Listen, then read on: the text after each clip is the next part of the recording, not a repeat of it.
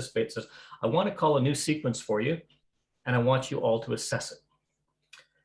Now, when we consider difficulty as callers, we look at and we analyze definitions in order to see what we can give the dancers for variety to make it interesting and unusual and give them challenges to overcome.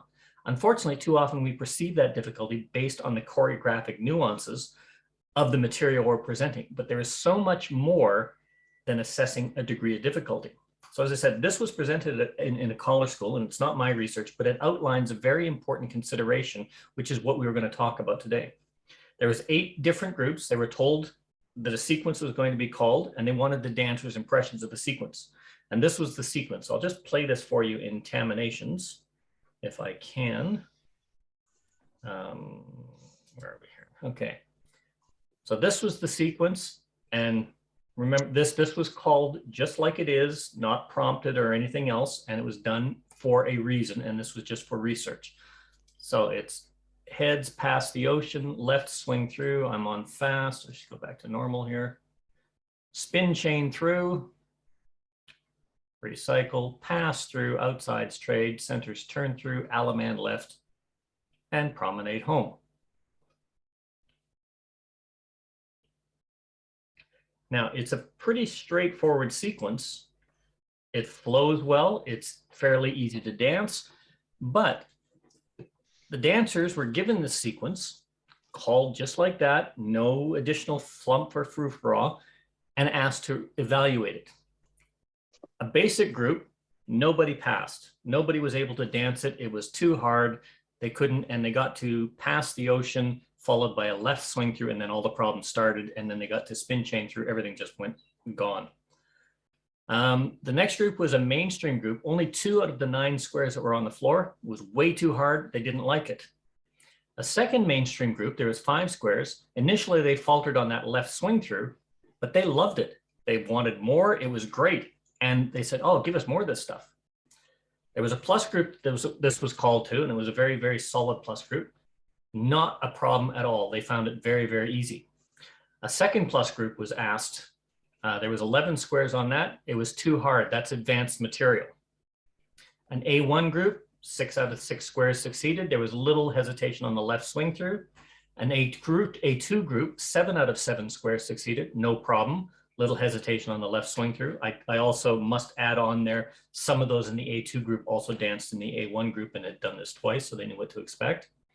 And then there was a C1 group. Only 1 of 6 squares in the C1 group succeeded at this. They said it was a dirty trick. They all laughed, enjoyed it fabulously, and they all wanted to redo. So that begs a number of questions. Oops, I went too fast. We as callers can all see there are some things in this sequence that have problems, but the sequence itself actually works and flows quite well. But there's things in there that will cause dancers problems. And it's important to note that the response and the ability only had limited success related to the actual movements, with the exceptions of the basic group. They couldn't do it because they'd never heard of spin chain through. They'd never heard of recycle. Just starting out, left swing through from a right-hand ocean wave, quite difficult. So, but one question is, why is it difficult for some and not for others? And surprisingly enough, it's not the choreography that you have to look at all by itself when you make that kind of assessment.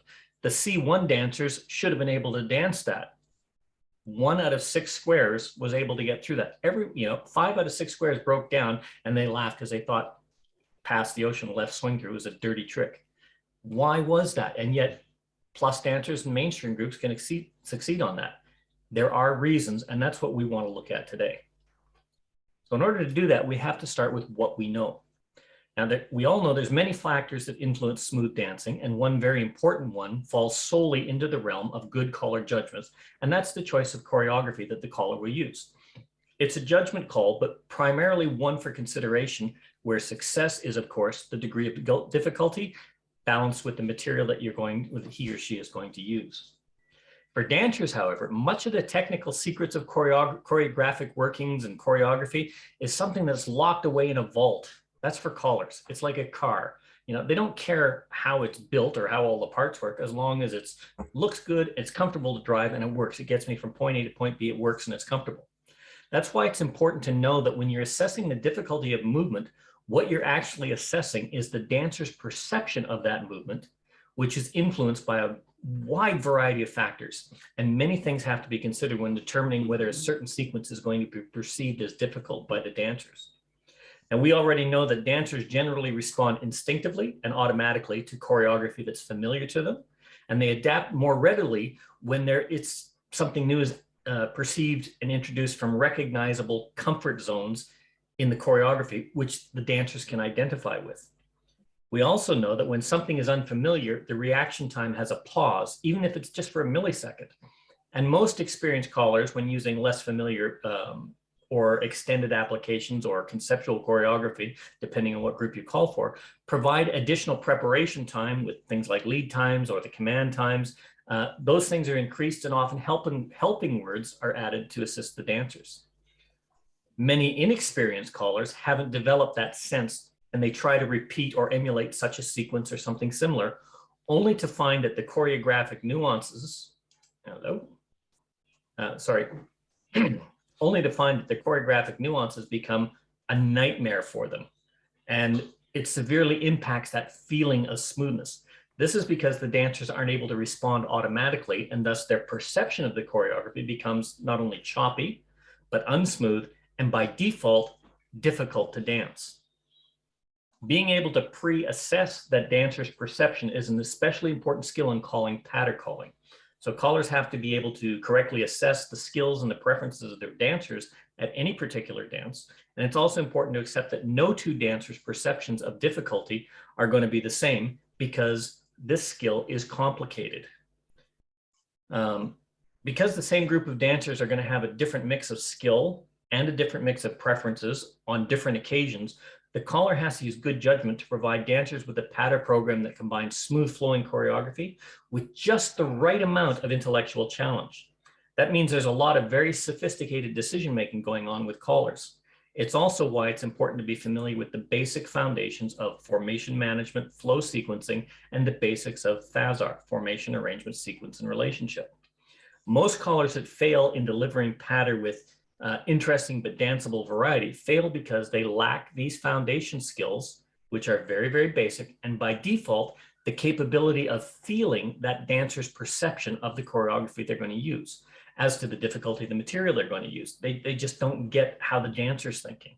And it's also one of the reasons why we lose so many new callers and why we lose so many new dancers. So we have to think, what's in a name? We use the terms difficult choreography or degree of difficulty or choreographic difficulty and all these other kinds of things. And there's sessions upon sessions on each one of those topics. From my point of view, these words are bantered about too much, and many people try to explain them. But despite the slight differences between them, they all mean one thing. Difficulty of choreography is the perception of the dancers. And that's what it boils down to. And if you remember our first sequence, C1 dancers break down, basic dancers break down, mainstream dancers, some plus dancers break down, but some advancers don't, and others get it completely. Well, it's the same piece of choreography. Why is it so different? And that's what we have to understand when assessing choreography. So what we have to look at is the caller versus the dancer perception. Most dancers describe difficult to dance choreography as hard. Okay, and they just also describe easy to dance choreography as smooth. The difference between these two is generally due to many interrelated factors that are going to be necessary for success. And it's not just the choreography itself. Any one factor that affects the dancer's perception, if it's not applied correctly, can create the perception of difficult choreography, regardless of what you use. We've already stated that foundation skills such as handedness, flow, etc., they all directly affect the smoothness of choreography. But what we are specifically looking at here is not difficult versus not difficult. What we're looking at is why, and we have to address that question. As we've seen in other sessions, the ability to create smooth flowing pattern choreography with just the right amount of challenge depends on many things. But there are four main ones that every caller can identify. And one is understanding the mechanics of body flow, how the movement works, how it goes to the next movement, what comes before, what comes after. Understanding the dynamics of comfortable timing. I didn't say the dynamics of timing, I said comfortable timing. the ability to closely match dance actions with musical phrases. You know, you've got 10 beats of music and you got a 10-beat music, 10-beat movement. Great, but you also got to account for that 2 beats before, and you have to deliver the next command 2 beats before the movement's complete, and all those. That's the mechanics. You have to be able to match the dance actions and understand how it matches, and also understanding what makes one series of movements seem harder than another. And these are all things that are caller perceptions of material. None of these things are dancer perceptions, but this is what callers seem to focus on. What I'm looking at today is trying to change that focus a little bit. These are absolutely important, but there's so much more that you have to know when dealing with difficult choreography. We have to look at the dancer perception. To really assess difficulty, it's necessary to put on your dancer hat. And the dancer's perception of choreographic difficulty is directly related to the nature of the body's physical reflexes, the nature and the limits of human memory, and all sorts of things. But what it really boils down to is when dancers are able to respond to a caller's direction instantly and automatically, they're relaxed and they're comfortable. And they tend to think of that choreography as easy or not difficult. But if they're unable to react or respond instantaneously and automatically, they tend to feel a little bit uneasy and a little bit stressed. And that's when they perceive the choreography to be hard or difficult. So when they encounter difficult choreography, the dancers either make it or they don't. In either event, what's going to happen is one of 3 outcomes. The first is the ideal outcome. This is where they complete the sequence successfully, and because it had that impression of being hard, it was also stimulating and it was fun to accomplish. These dancers enjoy a certain amount of stress when accompanied by a successful end result. And many of these dancers accept a higher amount of breakdown, but only if there are also challenging successes. It's important to note that 100% success is impossible.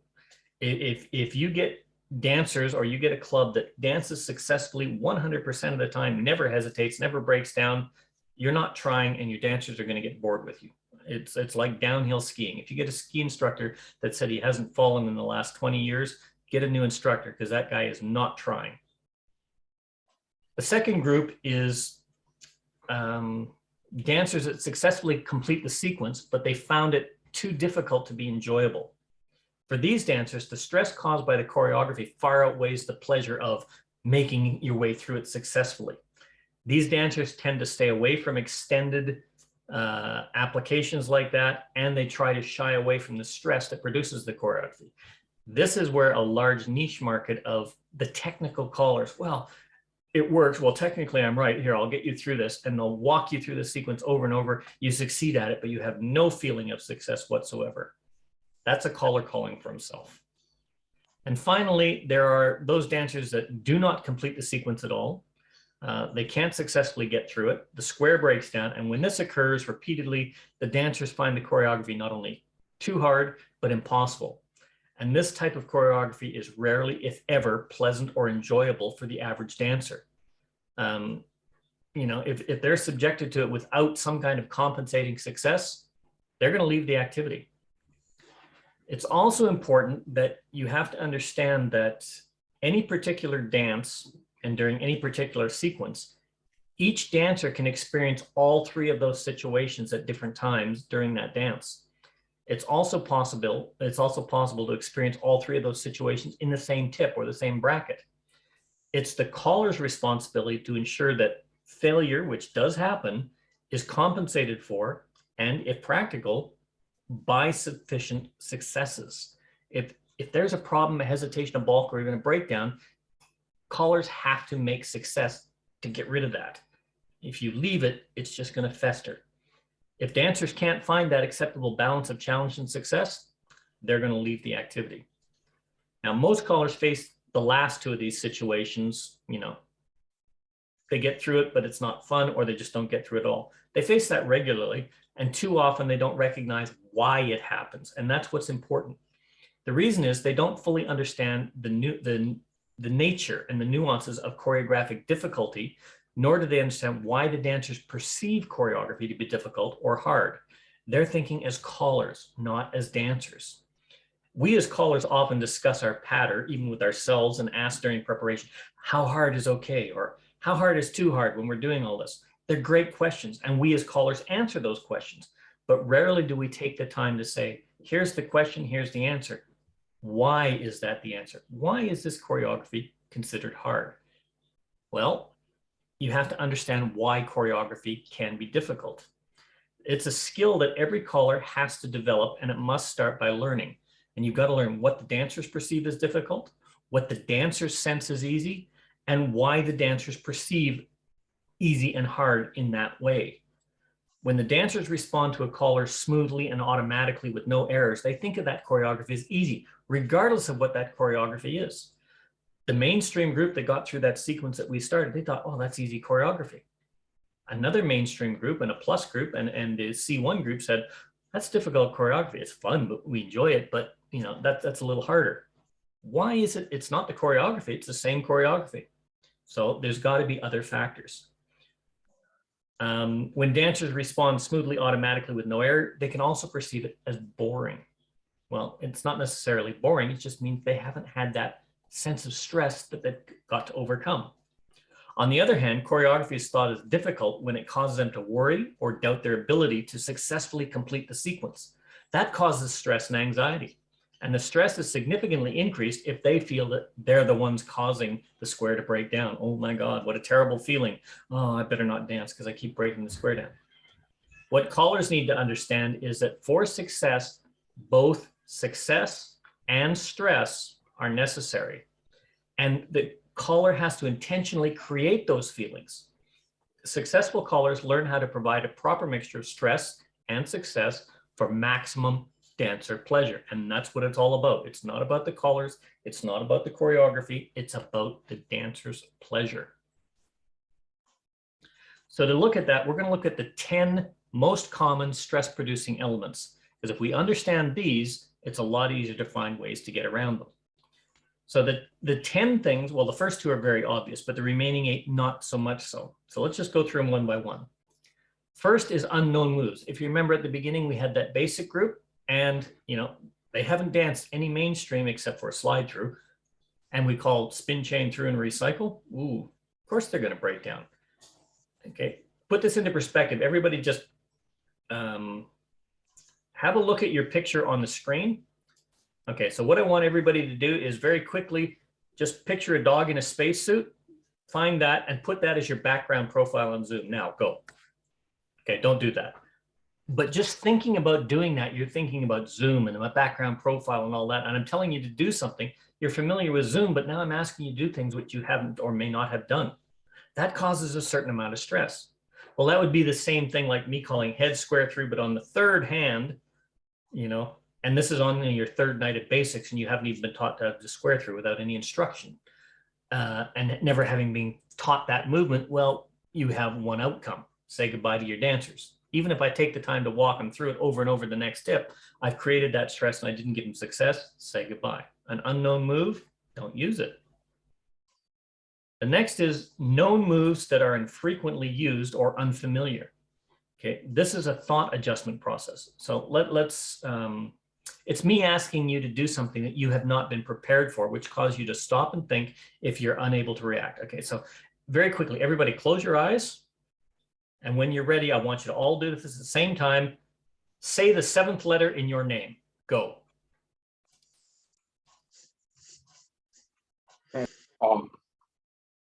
There's one. Okay, did you see what happened there? Okay, now everybody knows how to spell your name. You all know, you've written it so many times and you know it. Okay, it should be easy.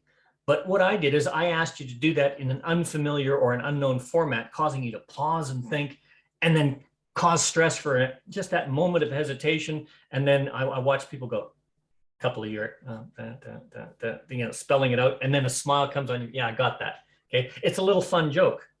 Well, that's the same thing that happens to square dancers when you put something into an unusual, unfamiliar position that they know, they should know, but the same thing happens with infrequent or unfamiliar moves. Too many of those, and you do something like that, you're causing stress, that you're not giving the success.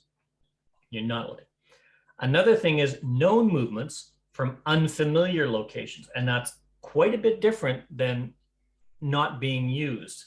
So you all know the alphabet, okay? You can all say the alphabet: A, B, C, D, E, F, G, H, I, J, K, L, M, N, O, P, Q, R, S, T, U, V, W, X, Y, Z. You can sound it out if you want. Abged, FG, Jekyll, Alpert, Stufix. You know, you can do all that. Now, close your eyes, and I want you to recite the alphabet backwards, starting with the letter K. Go.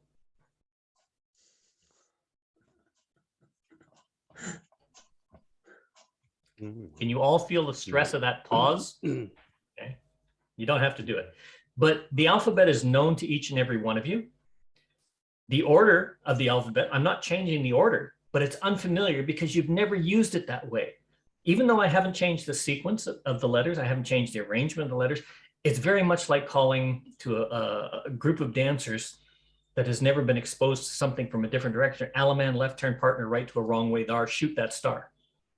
Alaman left is known, Alaman thar is known, right arm turn is known, shoot the star is known, but I've set it up from something that's unfamiliar with no preparation, and I've created stress that a lot of them are going to break down. I've been to places in the States where they say, don't call wrong way thars, we don't dance that.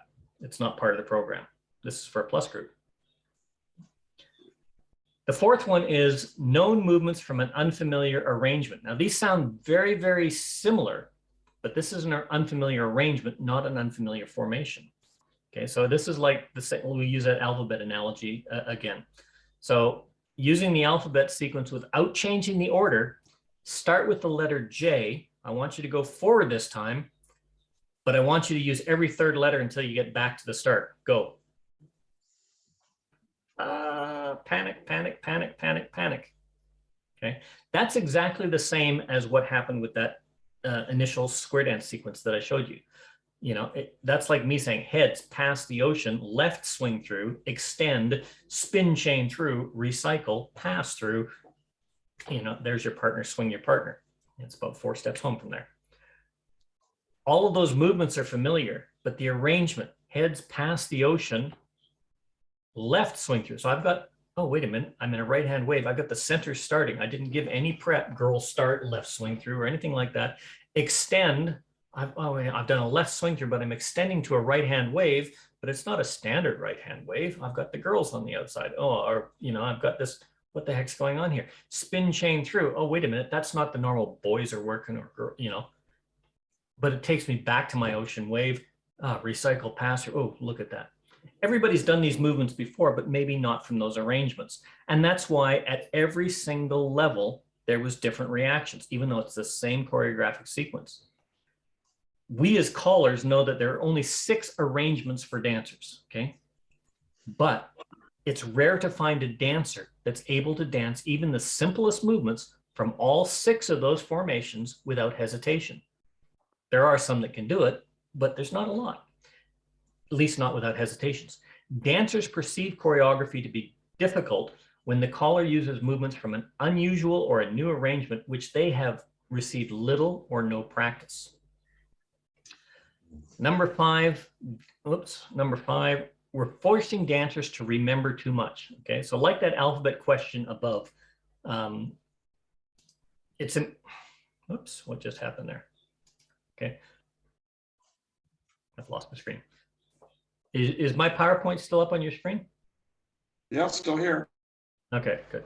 So like the alphabet question, it's important to recognize that human memory has limits and how it affects choreographic difficulty. There's limits to how much we can remember and how much that we can track simultaneously. We as callers think choreography. We're always thinking choreography, and we've been trained to analyze all those other little things that go into it.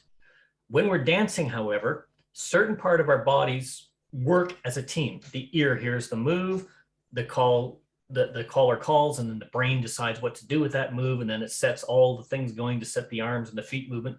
And there's limits to what we can perceive and what each part can do. Dancers are not trained in the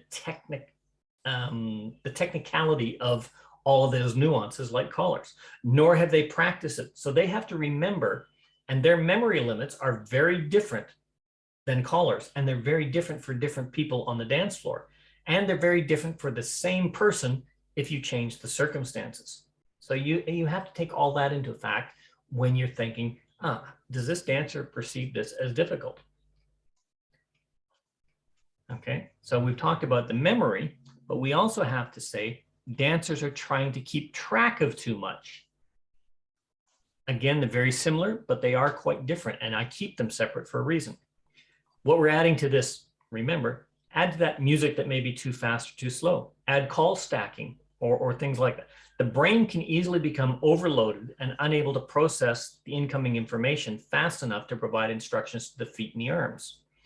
Add to the changes of heads, sides, centers, ends, boys, girls, changing identities, leaders, trailers. Okay, I'm doing a complex movement and suddenly I've got a leader, but now I'm a trailer, but I'm a leader. And if I do something in the middle, I'm doing a trailer's part and all. Oh, that poor dancer. Add things like fractional perceptions or those who can and on the third hand. When this happens without a good balance, the dancers perceive the choreography to be very difficult or sometimes even impossible. It then becomes impossible to dance and the square is going to break down.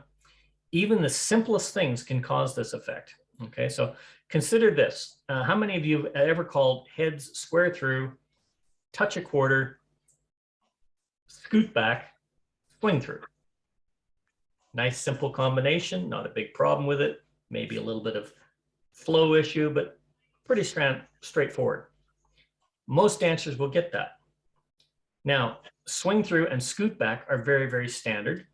The positions, you've got the boys going in, the girls flipping, all of that.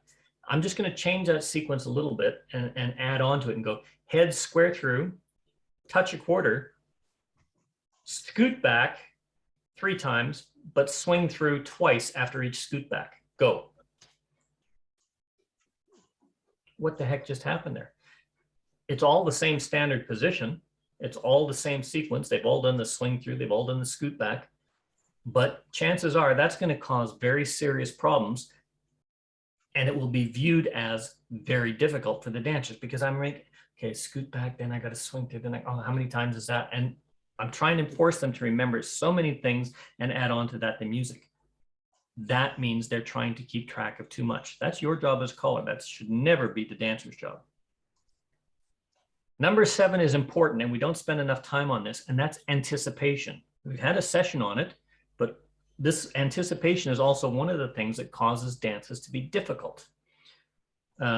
We condition our dancers knowingly or unknowingly to deal with and anticipate the next movement. It's unavoidable.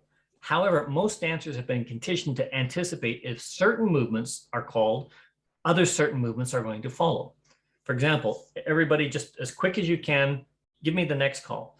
Double pass through, put centers in. Just 3/4. Only 3 of you. Okay. If the dancers will expect cast off 3/4 because that's what's been called most of the time. Similarly, let's try swing through, boys run, half tag, trade and Roll. roll. Well, why not trade and scoot back? Worked fine. Okay. But if I called that, it would be a surprise and it would cause that minor bulk because they're generally expecting something like half tag, trade and roll, or half tag, trade and somebody run, or something like that. Those are conditions that are contrary to what they've been taught to anticipate and when we use them, they're labeled as gotchas. Now, what happens is too often there's too many of these when callers are trying to prove a point. Half tag, trade, and scoot back. You put that pause in there. Lines go forward, up to the middle, and to right and left through. Well, they, put centers in, and centers trade. Oh, wait a minute. Gotcha. Well, use that. It leaves many of the dancers feeling betrayed, tricked, frustrated, or confused, and they're unable to, they wonder why they're unable to execute the series smoothly and automatically like they are with what they know. The problem is they recognize their gotchas as an error, not the caller proving a point and saying, don't anticipate. They look at it as that's an error they made, and that leads to them to wonder why they can't dance smoothly. Talking about smoothness. or the lack of smoothness. Smooth flowing choreography tends to be forward moving combination that blends smoothly from one move to the next move to the next move to the next move. The thing about smooth choreography is that it can make difficult sequences easier, or by contrast, easy movements will become difficult if they're not smooth. And the dancer perception is the perception of difficulty, not the perception of choreography. Unsmooth combinations can frustrate the dancers, and even more so when the body flow is clumsy or awkward. It applies when the dancers execute the calls flawlessly without hesitation, and they understand what the caller's asking for, so they react automatically and they're successful, but they're unaware why they're annoyed, because even though they've done it right, it didn't feel smooth. Now, see a couple of faces, well, if they did it right and it flowed and no hesitation, that's smooth. Not necessarily. Unsmooth choreography doesn't have to be difficult from a caller's perspective in order to be difficult to the dancers. Consider this sequence. Head square through, do a do-si-do, step to a wave. Boys run, bend the line.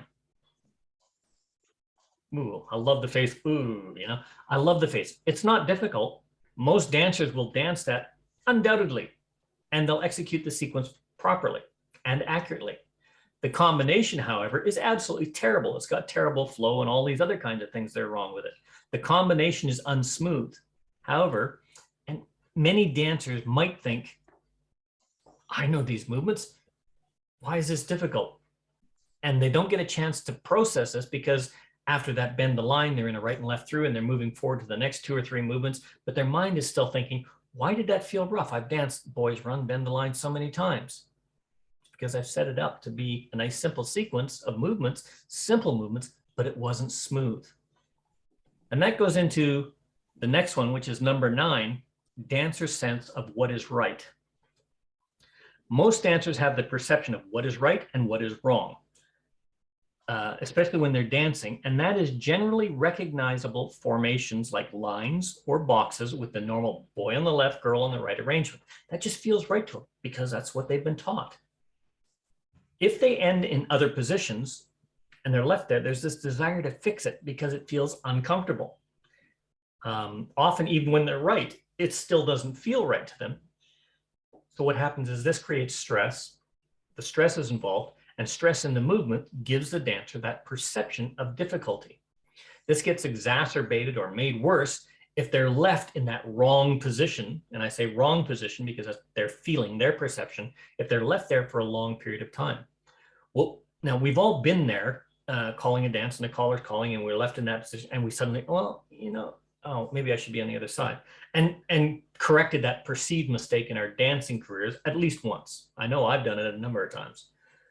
This is why it's necessary to normalize frequency.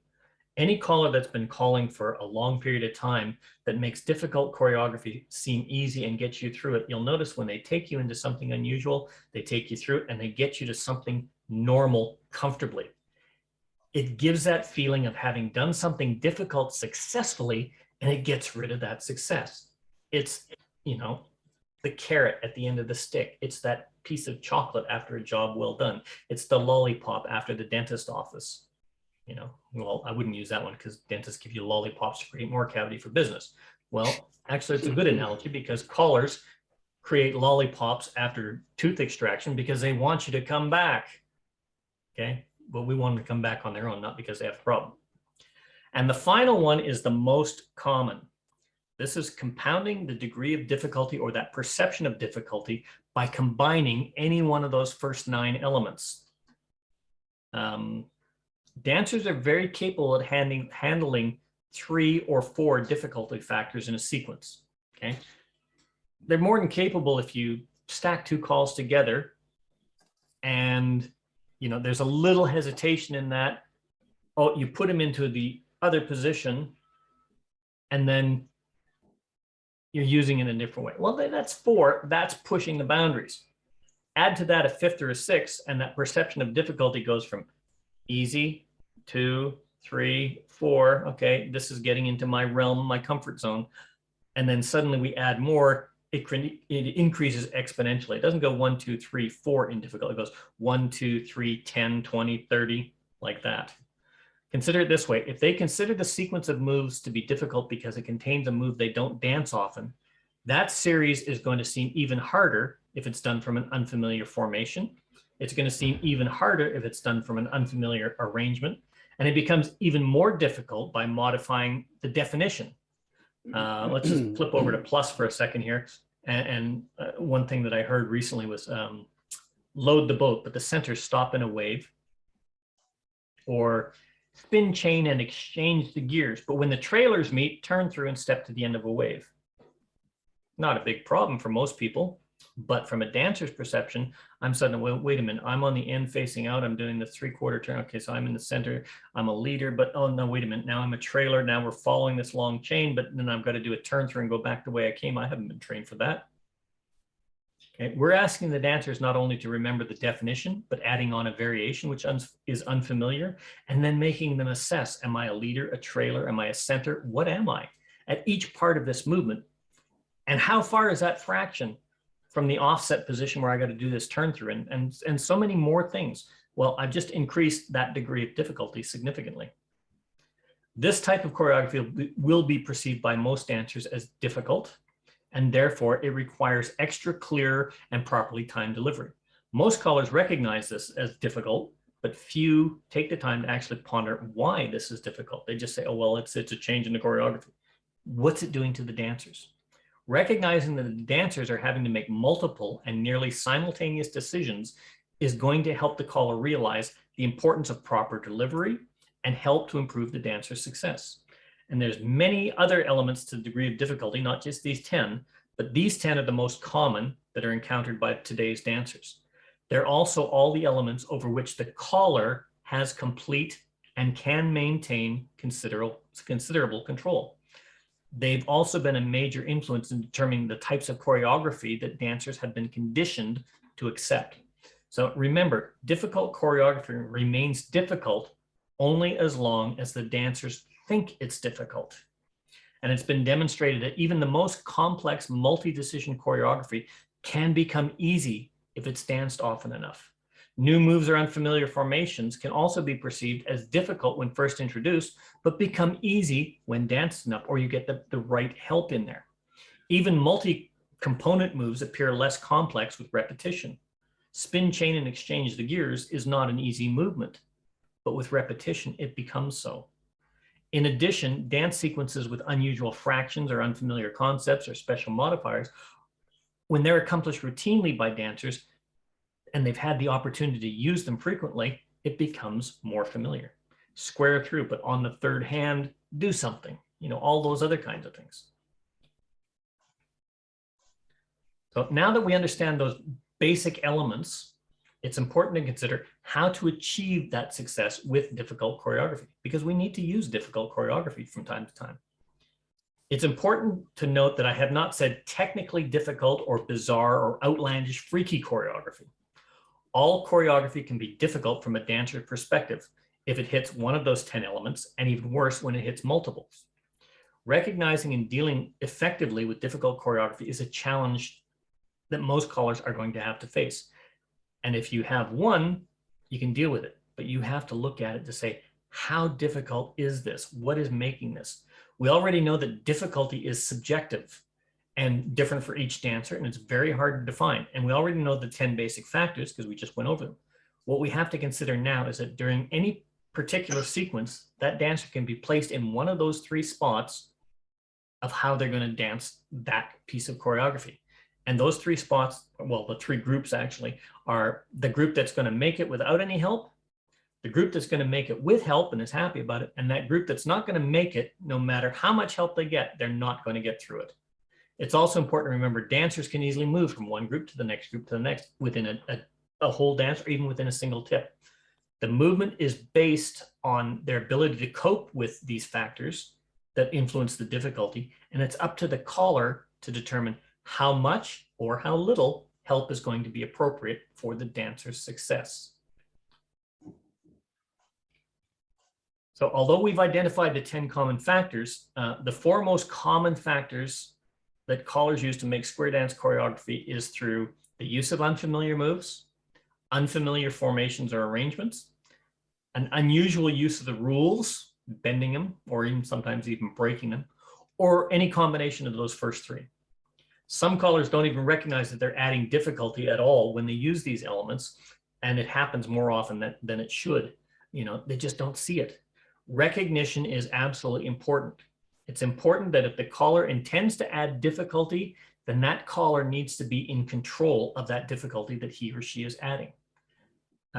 Creating difficult choreography in a recipe is not a bad thing as long as it's for the dancers to meet, succeed, and feel good about. I'm using the analogy of baking a cake. So picture somebody cutting up a lemon and then you suck on that lemon. That's not a pleasant experience. Some people like it, some people don't, but it's generally not a pleasant experience. The lemon itself doesn't change, but picture that chef making a plain vanilla cake with icing. Squeezes a little lemon juice in it and suddenly you've got a whole different flavor. It enhances the experience. It adds that little bite of tartness and that little bunch of sweetness and everything else. It says, wow, that's different. I like that. He didn't put all those lemons in there. He put a little bit and he changed the whole aspect and he changed the feeling of what you're getting. Choreography is the same way. We already know that adding difficult choreography will add stress to the dancers. However, if they're successful, the pleasure of making it can be quite exhilarating for them. So just remember, you do it on purpose and with intentional stress, less is more, and you are in control of all those ingredients for success. Just keep that in mind. So what does this mean? Well, the lemon itself is not good or bad, but it has a specific purpose. The same with your choreography. And when used properly, that sour taste can enhance the pleasure of the cake dramatically, just like that little bit of stress you build into your choreography can enhance the dance experience. The movement itself is not good or bad, but there's certain things to be aware of when using choreography, as we've already noted.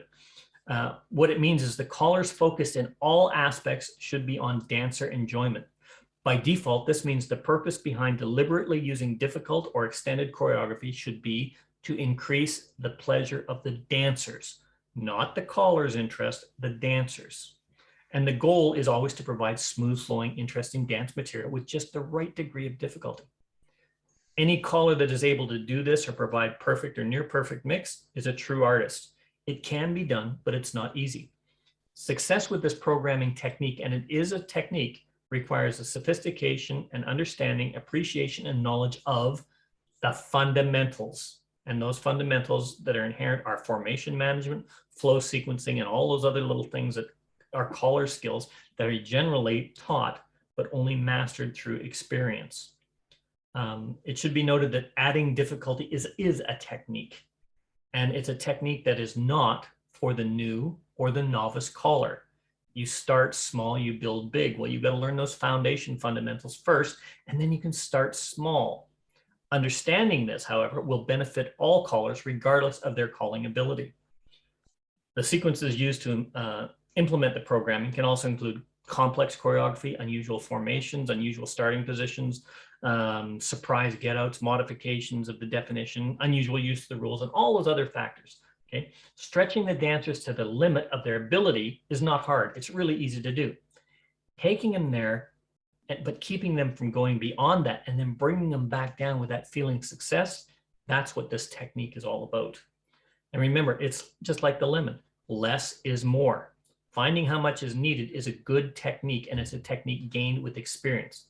It's never a good idea to leave the dancers at their limit for more than 4 or 5 moves, just like leaving them in the wrong feel for more than 5 moves. 2 or 3 moves max, then get them back to something that they're comfortable doing. Otherwise, what you do is you increase the stress the dancers feel, which turns the whole thing from dance into geometry, and it geometrically increases the chance of failure. The success of this technique lies in the ability to avoid that failure. And to do that, 5 simple guidelines. Okay.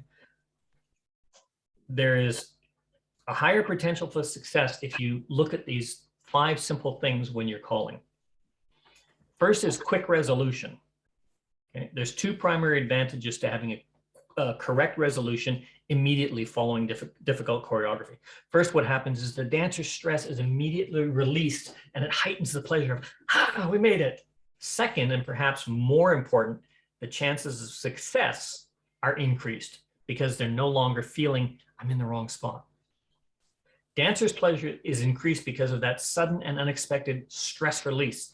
You don't take them up there and then wean them off slowly. You take them up there and then you just bang, up there, success, up there, success, always up there, success. And then you let them relax and enjoy that experience. Okay.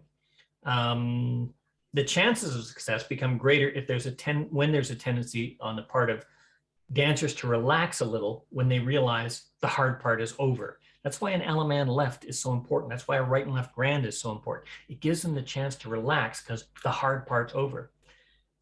That leads to a drop in concentration for the dancers, which often can lead to mistakes if you keep them up there. But if you take them up there and then you drop them back into success, their concentration is there and they're flush with that success and they're ready to start again for the next challenge.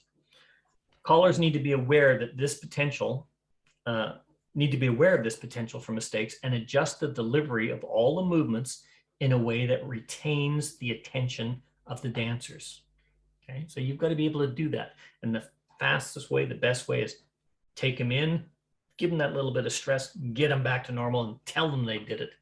And you tell them that by having them do a right and left grand or a cheer or an Allemande left, there's your corner and all that other kind of stuff. Second, quickly return to familiar formation and arrangement. The essence of difficulty is putting the dancers into unusual situations. In most cases, that means an unusual formation, unusual arrangement. Most experienced dancers have developed a sense of what feels right and what feels wrong. Therefore, if they're put in this situation where it doesn't feel right, they will try and fix it, even if it's not broken. That's frustrating the callers, and then the callers start exacerbating by trying to correct them all the time. The longer you leave dancers in an unusual situation, the stronger their desire to make it feel right becomes.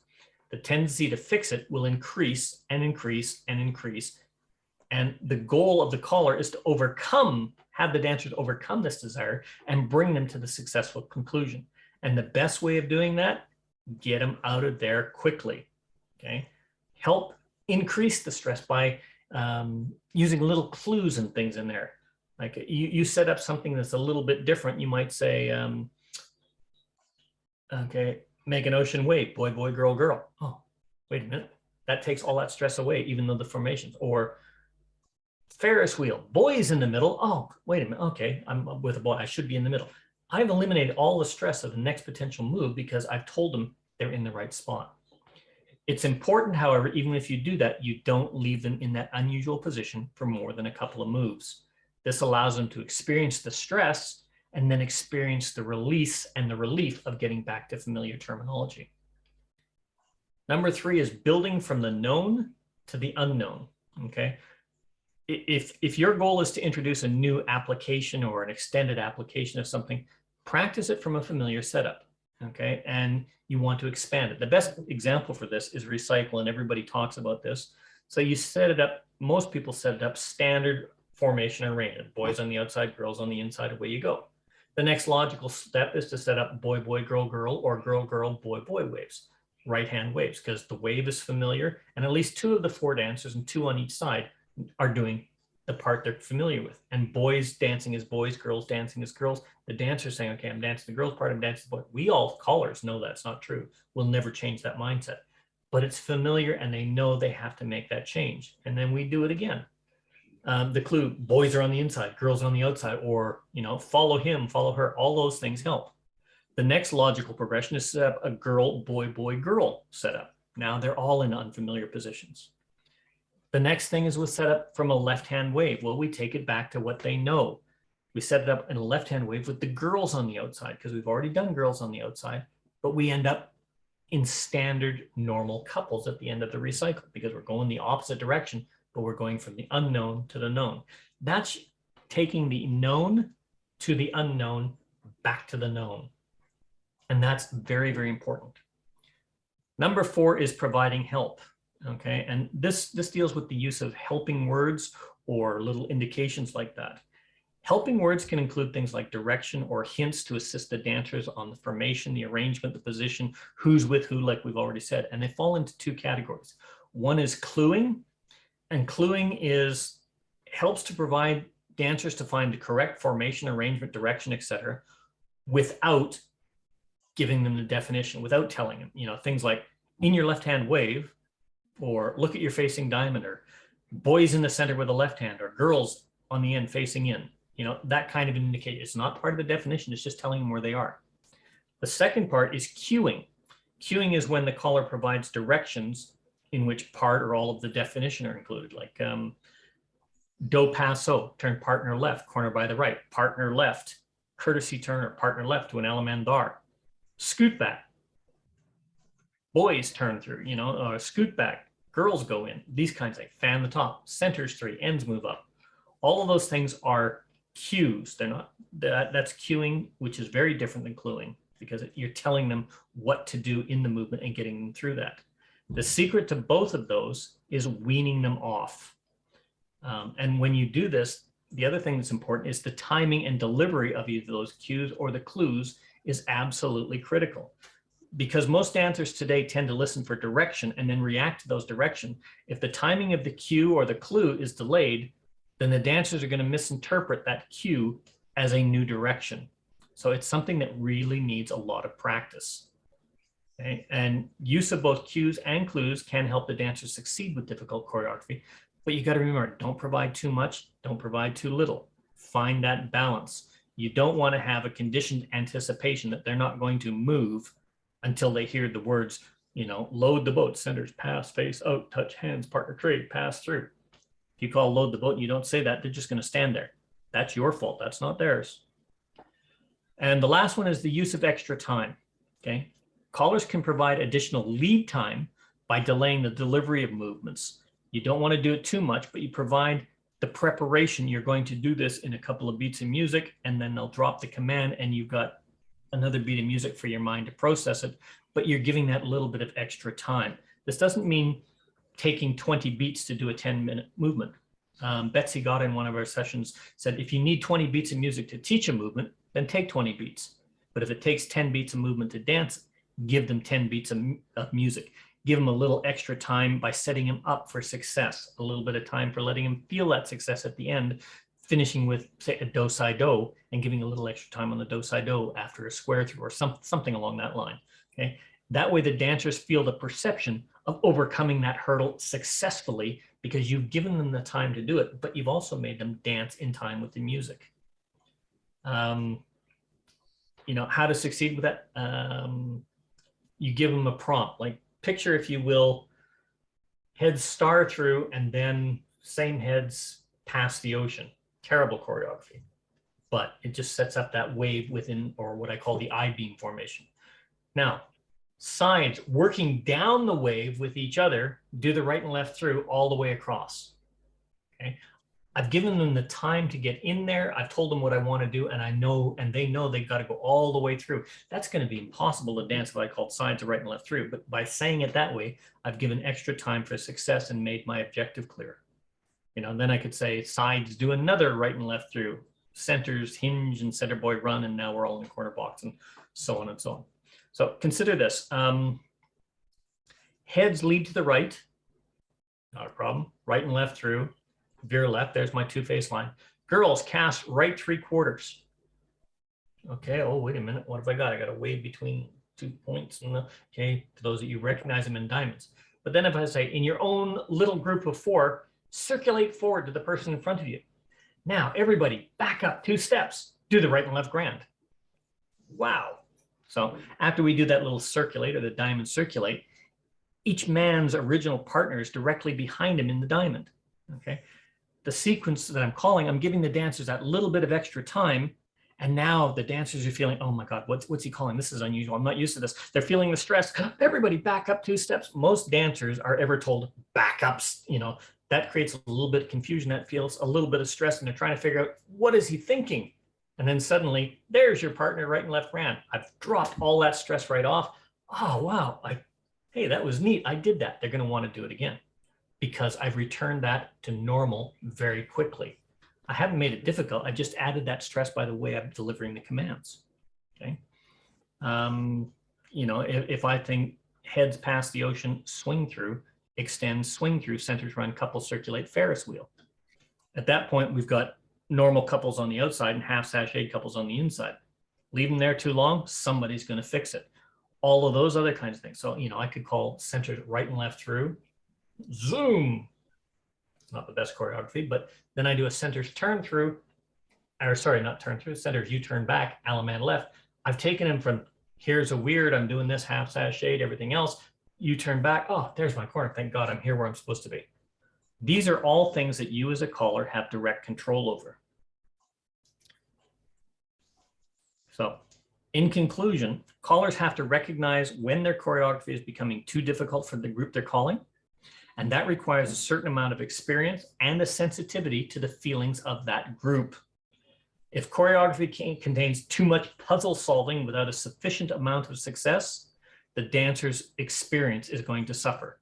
And when the dancer's experience suffers, everybody loses. To help increase that success, the caller should provide as much or as little help as required by the group that he or she is calling for at any particular time. Don't be hesitant to give help. If your squares break down, it's never the dancer's fault. I don't care how bad your dancers are and how poorly trained, it's never their fault. You're the one in control. You're the one that will make it work. Providing either help or words or extra time can impact timing and therefore have an impact on the smoothness of the dance. Because of that negative impact on timing, callers need to make a conscious decision in their programming value to say, is that difficult choreography and that little bit of jerkiness in the timing, does that outweigh the negative consequences of the lack of smoothness? Sometimes it does, like back up 2 steps. That's going to affect the timing. Right and left, right. Oh, wow, there she is. Great. That's a choreographic value. I do that too often. I've lost it. You have to be aware of that. So if you're aware of all those, basic 10 elements that add difficulty and the 5 simple things that can help you mitigate all 10 of those, you're well on your way. Remember, however, it's all about the dancers. If there's difficulty in your choreography, it's only there because you should be the one put it there, and it should only be there for one reason, and that is to increase the pleasure of the dancers, not the pleasure of the caller, not the interest of the caller, to increase the pleasure of the dancers. That was more like a lecture than a class, but I wanted to get all that in because it's drawn everything that we've talked about throughout the choreography, throughout all these sessions about bringing things together on difficulty. And we as callers always talk about difficulty being the, this piece of choreography is difficult because it's left-handed, this piece, but we never really stop and talk about it's difficult because the dancer says it's difficult. The C1 group said that heads past the ocean left swing through caught all of them. Most of the squares broke down at C1. Why? Because they were anticipating a swing through. They were ready. I'm going to call a sequence, and they were expecting a sequence of, okay, he's going to set us up. He's going to call us some new funky movement. They weren't expecting something basic, simple. They broke down because of the anticipation. They went, oh, you got us. And they had a lot of fun. By the same contrast, the mainstream group that failed at that thought it was absolutely horrible because they had never experienced that. And the caller said, well, this is mainstream. You should know this. The attitude was not the choreography. The attitude was the caller not perceiving the dancer's perception of the choreography and making allowances. I would have loved to have seen that as a standard test, like a control group, and then call the same thing to the same group of people that was having trouble by saying something.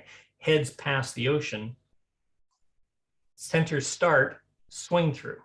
Or in the wave, center start, swing through. It suddenly changes everything else. There's a little stop and a hesitation, but the success factor is going to increase. Spin chain through. Who's working on the outside? Or a clue, and it corrects those things. Those are all the mitigating factors that you can do. It's a lot of material. What's this? I apologize for my comment, but last time you said you're better when you're muted. Oh. Somebody said I'm better when I'm muted. Absolutely. Don't worry about that. If callers haven't got thick skins, then we shouldn't be in this business. And I took it just for the humor it was. Don't worry about things like that. Daryl's written, gotchas are like jokes. Some can tell and some can't. Preparation is always important, but they still need to win. Absolutely correct. Sometimes you can end the unusual with just an Alaman left, and they can find whether they can do the moves of the combination correctly or not. Absolutely. And that goes into, if you're going to do something unusual, you get them out, you get them standardized very quickly, you give them that reward quickly. And even those that didn't make it, you'll see why, and you can prep them for success and get them through the next time. Did you want to address that comment a little bit, Daryl? Not particularly. It's just a matter of everybody knows who their corner is. So if you can put them close enough that even if they have to turn around to find that corner, and maybe they don't make it through the movement, but there again, they found the corner, the square didn't really break down, and you're right, it's up to the caller. Gotcha's telling a joke.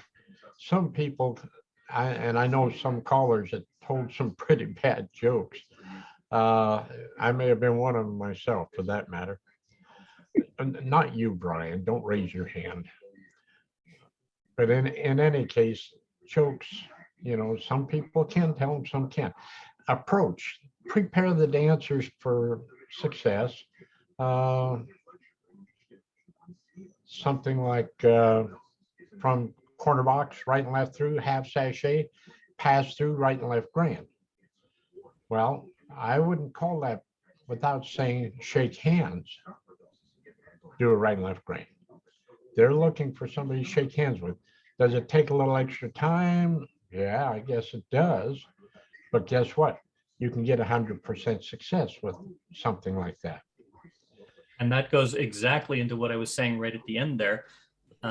That's a conscious decision to say, I'm going to add that little impact on the timing for the success and the go. Your points are almost like you read my script when it said, Ferris wheel, you've got that one couple half sashayed, centers, turn around, there's your corner. Oh, there's a spry, I didn't realize she was there. Or that back up 2 steps, there's your partner, right and left grand. Absolutely correct. It doesn't have to be difficult to be difficult, and it doesn't have to be easy, and easy to you may not be easy to the dancer. The easiest things can be difficult if you don't present them. Fantastic comments, Daryl. Much appreciated. A little bit more earlier, the idea of the advanced or the challenge not being able to do as easily what the mainstream and the plus dancers do. That's a fact. I don't care what level or program, if you want to call it that, you're calling or the dancers are dancing. You count the number of movements that are actually being called during a dance, and it's only going to run in the neighborhood of 35 to maybe 60 movements. Now, I can tell you from plenty of experience, the way that I used to really enjoy starting an advanced level dance. Now, I never called beyond C1, and I don't call that now. But I never called an advanced dance for strangers that I didn't begin the same way. And that was, okay, bow to the corner, way down low, turn to the partner, do passo. And how many out of 20 squares do you suppose made that without saying another word by telling them how to do it with arm turns? Almost none. So the dancers, the program doesn't have a lot to do with their rote dancing. And if you're talking smooth dancing, you're talking rote dancing, something they're used to doing, and they are going to do a certain amount of anticipating, and you should let them have that. And for that little bit of programming time during each tip, not during each figure, during each tip, a very small percentage, you can kind of turn it around a little bit, but get the heck away from it, get back to that rote dancing. Absolutely. Let them have their fun. With that, I'll shut up. No, absolutely. And excellent comments too. And I love what you said, because the C1 group that had problems with that, they loved it, but they were set up for failure. And I say that in all honesty. Even though what was being called was mainstream, the C1 group was set up for failure because every group got the same introduction. I've got a sequence, I want to call for you, and I want your opinion of it.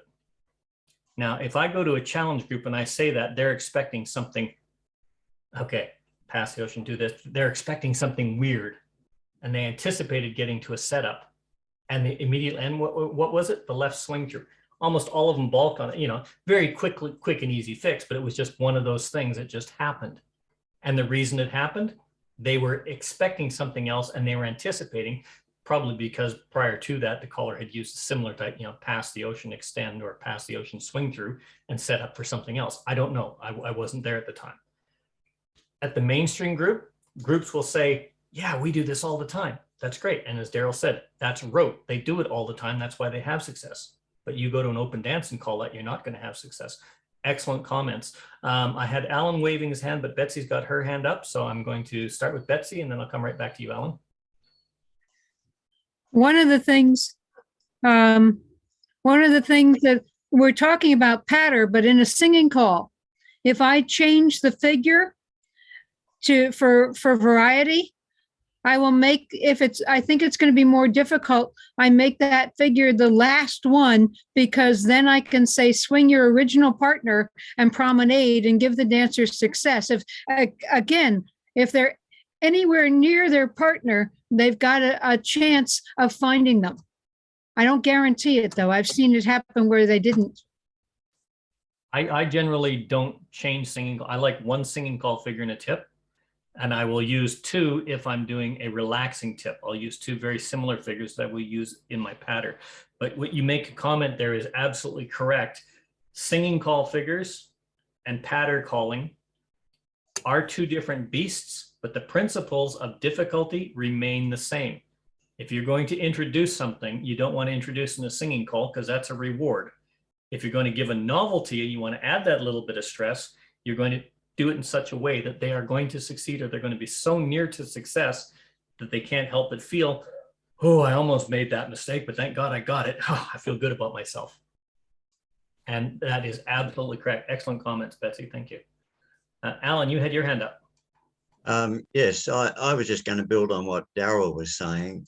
The expectation of what the next call is going to be is based on the program to some extent. And a good example is the reason why the mainstream people succeeded was what was called next was something in the mainstream program that they could probably expect. They would expect it.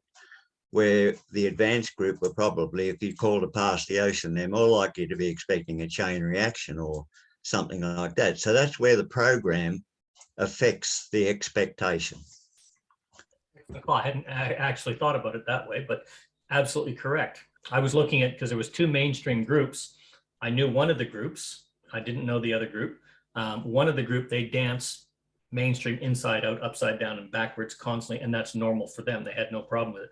The other group dances mainstream, but there's almost very, very little variety in their mainstream dancing. Anything that's unusual is workshopped, and they were asked specifically to call this cold. At least that's what I was told. I knew one of the groups. I didn't know the other group. So when you look at this kind of stuff, you have to look at, and as we said in the session, the dancer's ability, the dancer's experience, what they're familiar with. And as Alan said, heads past the ocean, chain reaction. If that's what they're expecting, they're going to let go and they're going to move forward into that next position. And suddenly it's, center start swing through, or left swing through, I should say. Not expected, anticipation causes a hiccup, and there you go. The dancers have been conditioned. I never even considered it that way. Excellent comment, Alan. Thank you. Jeff. Daryl was. Oh, sorry. Did you have your hand up, Daryl? I've got. I didn't see that. By all means, Daryl first, and then Jeff. You're gonna have to unmute, Daryl. I was reaching for it. Sorry. Tried the space bar, didn't want to work that time. There's a reason a caller needs to know that if you're going to call trade the wave, there's a lot of places you'd better be ready to say, take a little peek, trade the wave. And just pure and simple. If you don't do that, that's sort of a gotcha in a lot of places you go. And you can get away with that the first time, but then you need to comply. Not a big deal. As far as that, from static square, heads past the ocean into a left swing through. Isn't that one that Yep. you had? Boy, I know very, very few floors that would get through that. Did I get lost totally? Oh, I see you sharing it. No, I understand what you called it. That's not the problem. But I would definitely say ready with the left hand, left swing through or swing through, whatever, left swing through from a right hand wave, or girls with the left hand ready. I would prepare them for that success. Absolutely. Just calling it blank out and expecting them to know. Expectation is one of the worst things that a caller has to deal with, unless it's him expecting that they're not going to be able to do something. And that's a big, big thing. Dixie style to an ocean wave. Now, swing through begins with the right hand, and that's a very popular combination right now. But I would say ready with the right, swing through. Give them that a little bit extra there. Letting the dancers win was something that they may or may not be ready for. That's extremely important. Thank you. Absolutely correct. Heads past the ocean, left swing through. I say heads past the ocean, girls start, left swing through.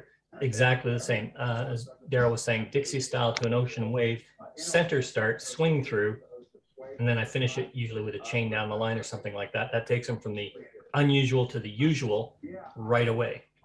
And those are qualities that callers have to develop by judgment.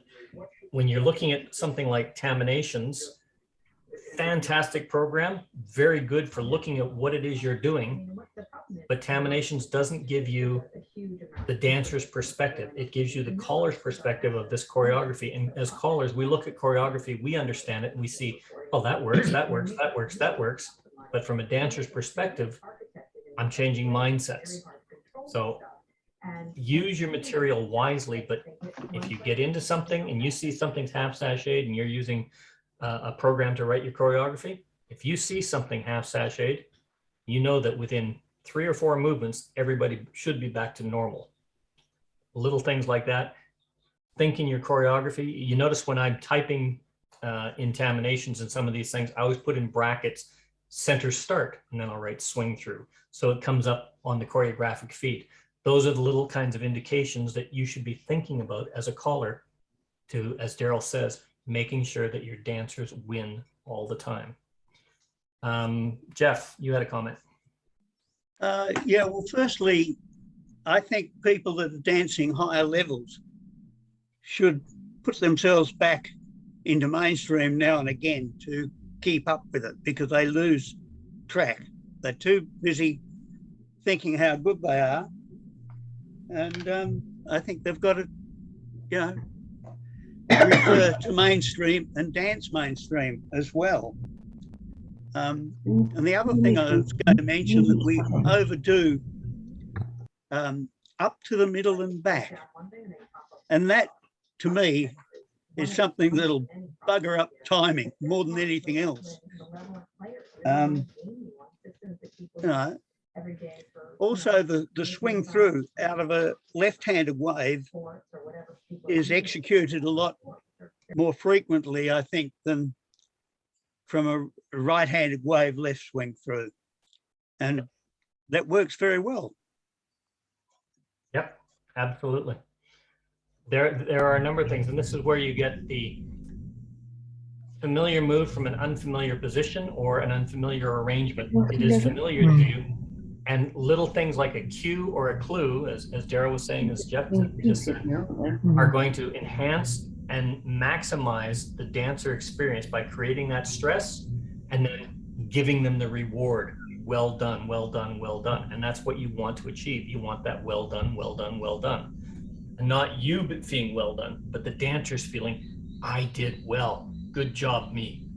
And when you get that, your dancers are going to come back to you over and over and over again. Yes, Simon. Yeah, one of the hazards with moving through the programs, the further you get, the less time you have to practice on bits of it. The concentration is always on the newest segment. You know, Yes, absolutely correct. on there's a story of somebody who was running I think it was a C1 weekend or some C2 weekend, and he said, tomorrow we're going to do the first move on the C3 program. And any guesses as to what it was he was going to, what he said? Circle left. It was circle left, because that is the first move on every program. Absolutely. You know, the plus program starts with circle left. It doesn't start with the AC/DC. I think it was Daryl that said, I'm not sure if this was you, Daryl, or if it was somebody else off the top of my head right now, but if you go to a mainstream dance, like a full mainstream dance, okay, you've got 68 movements, you're probably going to dance about 50, maybe 50, maybe 55, depending on what you're doing there. When you go to a plus dance, you're dropping down to about 40 movements that you're going to be dancing. Even though there's more movements on the program, you're actually doing less movements in that, because there's more ways to put them together, obviously, and there's a lot of other factors that go into that. But that's just the reality. And, you know, you hear this all the time. And as Alan was saying, heads past the ocean, they expect a chain reaction. They don't expect something from the basic program.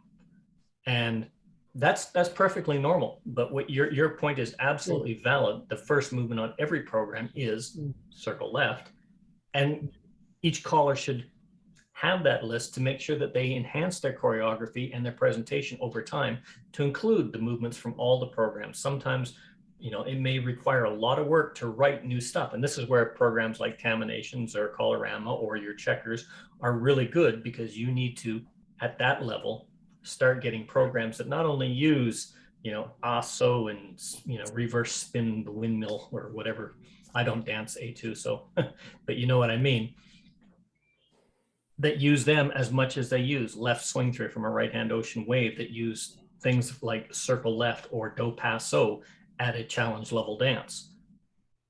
Make those lists. Don't overdo it, because then you'll just frustrate the dancers, but make those lists so that your dancers want to come and dance to you, that they can dance to you. And it will have that adverse effect of your plus dancers and your advanced and challenge dancers in many cases won't feel so elitist, because that's all of a sudden part of their program again, and they can come in and dance at any program. That's that's a perspective opinion, but that's the way I feel about it. Excellent point, Simon. Well said. We got up to, well, I reckon to dance up to C1. In the latter days, we didn't do it very often, but because we were spending a lot of time working with mainstream and even basic level dancers, the little bits that make up those bigger moves, we did sharply, and we were able to bluff the advanced and challenge, because we could do the basic and plus. It's probably more difficult to do it the other way around. We've experienced a workshop. I think it would be, because chances are most of the open hall dances that I see at festivals, and I haven't been to one in a while, but most of the ones I've seen where there is A2 and challenge, there is a lot of cueing and a lot of cluing going on with the caller's delivery. Yeah. And if you have a good basic foundation, just like being a caller having to have a foundation of formation management, handedness, and all those other things, a dancer with a good foundation can listen and adapt more quickly than somebody that has, I know how to do all these movements, but I've never really learned how to dance basic and mainstream, will have more trouble dancing down than dancers dancing up. And I think it's a valid comment. Yes, there was one day of dance we were at, which had been, I think had been challenged and then advanced. and there was one square. I think we were actually in it. Some dancers continually failed on what effectively was an all-8 circulate. Yeah. And it reached a stage where the caller asked, what's the problem?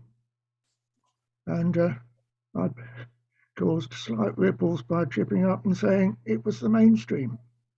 Those that were guilty of failing it were not amused, but it was a fact that that was where they were failing.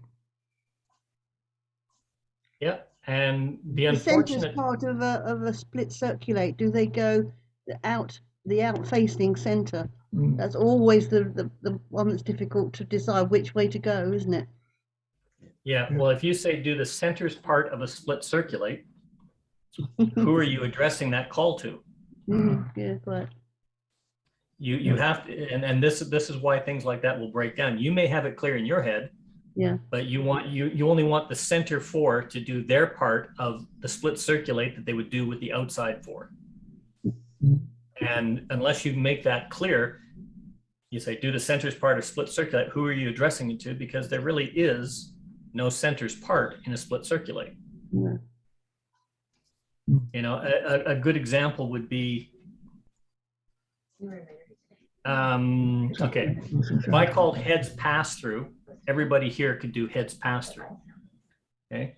And if I said you're home, everybody ends at home and they go, ah, yay, ah.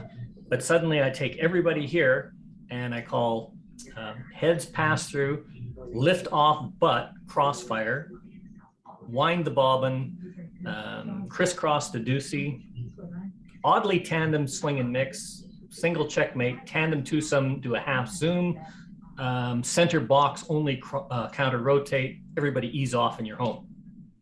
Too Are much you to making remember. these calls up, Mel? Are Sorry? you making these calls up? No, those are actual calls. Too much to remember. You have to call them step by step. I can't track that fast. Okay. Okay, so heads pass through. Well, we can all do that. Lift off butt, crossfire. Now I think I've probably got 2 or 3 of you in the audience and can do that. Wind the bobbin. Okay, now a few of you know that, but you can't do that off the crossfire because, you know, how did I get to the crossfire off the lift off? Crisscross the deucey. Okay, well, I know there's a deucey in there. There's the relay. Okay, and I know what a crisscross is. I'm putting those 2 movements together, so that can go over there. There's the 3/4. It's in my head. Oddly tandem swing and mix. Okay, I'm dancing with all sorts of weird phantom things. And then a single checkmate. Oh, well, checkmate's already gone. My king's taken. My queen's been knocked over on the table, and I've gone home to the next chess tournament. Now, all of that, heads pass through, great start, you're home, clap, clap, clap. Those are the only 2 parts of that would really make sense. Now, if you're wondering, that's C3B. I have no idea what 99% of that stuff even means. I'm reading this off a screen right now, just for your own enjoyment. But it just goes to prove a point that even me saying that caused some stress to people. Some people handled it with a joke. And you're going, oh, are you reading that or oh, too much, you know, all that. And others were going, okay, yeah, I think I can follow it because they dance that level. And others were going, well, I have no idea what lift off means. So I'm just going to tune this out. Think of your dancers. You've got your dancers on night 4. Next week, you're going to introduce square through. And you accidentally call heads square through. Okay, everybody give a right pull by, pull in, give a left pull by, face in, give a right pull by, face in, give a left pull by, go straight ahead to your corner. Half of your floor is going to look at you as if you've got 6 heads because you've not taken the time. Others will get through it. And if you have some angels, they might say they're in the middle going, that's a square through, that's a square through, that's a square through. How many of you have ever been to a dance at a basic level where the caller is called swing through and circulate center straight, and you hear this whisper going, AC doocy, AC doocy. It happens all the time. We are the ones that create these problems, but we are also the ones that control these problems that we created, and we can control how to fix these problems. It doesn't have to be complicated to be difficult. How we present it is really the biggest problem. Yes, Daryl. Okay, can I back up quite a long ways? Absolutely. Quite a long ways back. all 8 circulate. Mhm. Now, depending on the floor, if they're my dancers, I know what my dancers are going to do. Now, I'm not talking about the ones that are going to wind the bobbin or crisscross the axle or anything like that. I'm talking about the average square dancer out there. Yep. If they're going to have a problem, it won't be because I didn't precede that all 8 circulate with a boys circulate, then the girls circulate, then all 8 circulate. I can call all 8 circulate the rest of the night after I do that. And they'll do it. But to do it cold, I just personally wouldn't do it.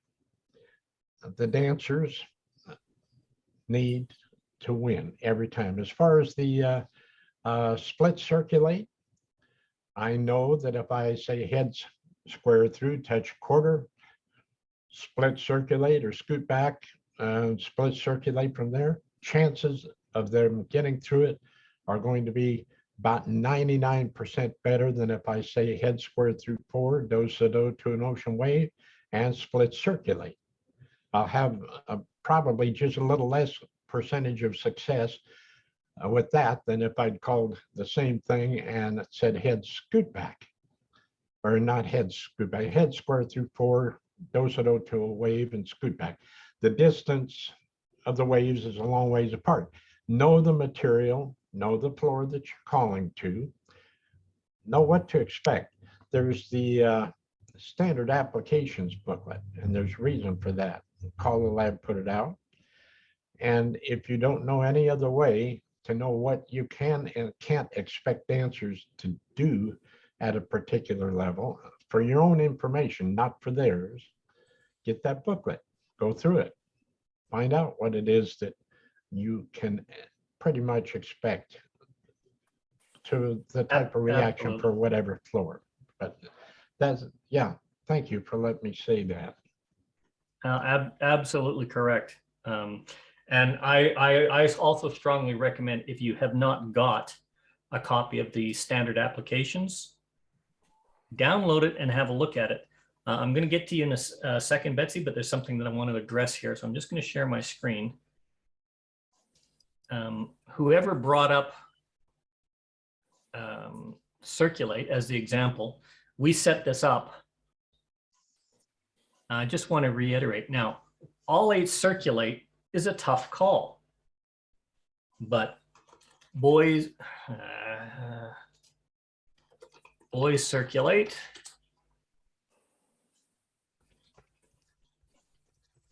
girls circulate, all 8 circulate, no problem at all, because you built them for success. The next logical progression that we had, let's do a hinge. I can't do boys circulate, I can't do girls circulate, but I can do ends circulate, I can do centers circulate, and have exactly the same success, building from the known to the unfamiliar, back to that. And then of course I want to get back to my resolution. That is an excellent example. Whoever brought up the circulate of where it was, I think that was you, Simon, and Susie, and Daryl. I love the analogy because that's probably the most perfect movement to express how you need to get past these.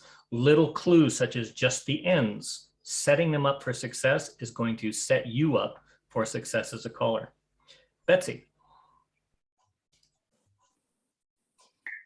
Okay, I wanted to go back further, and where you're talking about changing anticipation, the difference between changing anticipation and a gotcha is timing. If you say centers in, centers run, and say it quickly, then you're setting them up so that they will not go into the cast off 3/4 that you know that they expect. If you say centers in and wait, then it's a gotcha. Yep. And how you do it will also help how the dancers perceive it in your timing. Absolutely. And that little pause, that's introducing that stress. I saw a video recently. I cannot remember who the caller was, but I was listening to it in the patter And then in the singing call, they did the same thing. So picture in your mind, head to couple, square through, swing through. Now that is just, oh, that's terrible. But that was done about a dozen times in the patter, and it became a joke and it became a theme. And then in the singing call, swing at the end of it. There's your corner, swing through, boys run, Ferris wheel. Centers pass through, swing your corner and promenade. And it became a running joke. That's it. That's intentionally using that timing, that break for an effect. But as Betsy said, double pass through, put centers in, centers run. That's a gotcha. Centers in and same centers run while you're delivering that is you breaking that anticipation or that expectation. Fantastic comment, Betsy. Fantastic. I want to add to that. Many years ago, in a lighthearted mood, I made penalty flags like the referees throw at American football games. I'm just made some golden fabric things, and Freddie Kaltenthaler and I put them together. And the caller that night did a gotcha. And it was like center square through a double pass through position, starting double pass through position, center square through 3. There's your corner, left touch a quarter. And we threw a penalty flag on them. I would love to actually see that at a dance where, you know, you provide whistles and penalty flags. And then get a few callers up there doing that and go, please, penalty, and watch all the dancers. Well, what the heck is going on? Great idea for a lot of fun. I've got Jeff's hand and then I got Roz's hand. Jeff?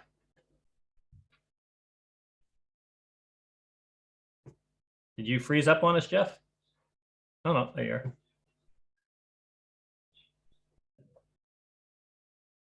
He's muted. Did you have a comment, Jeff? No? He's muted. He's muted, Okay. Mel. Okay, we'll go to Roz and then we'll go to Brian. Just getting back on that all out circulate, we had the end circulate, the center circulate. I think you should have the centers circulate twice, because the problem is in the centers, it's the out-facing person that wants to go the wrong way.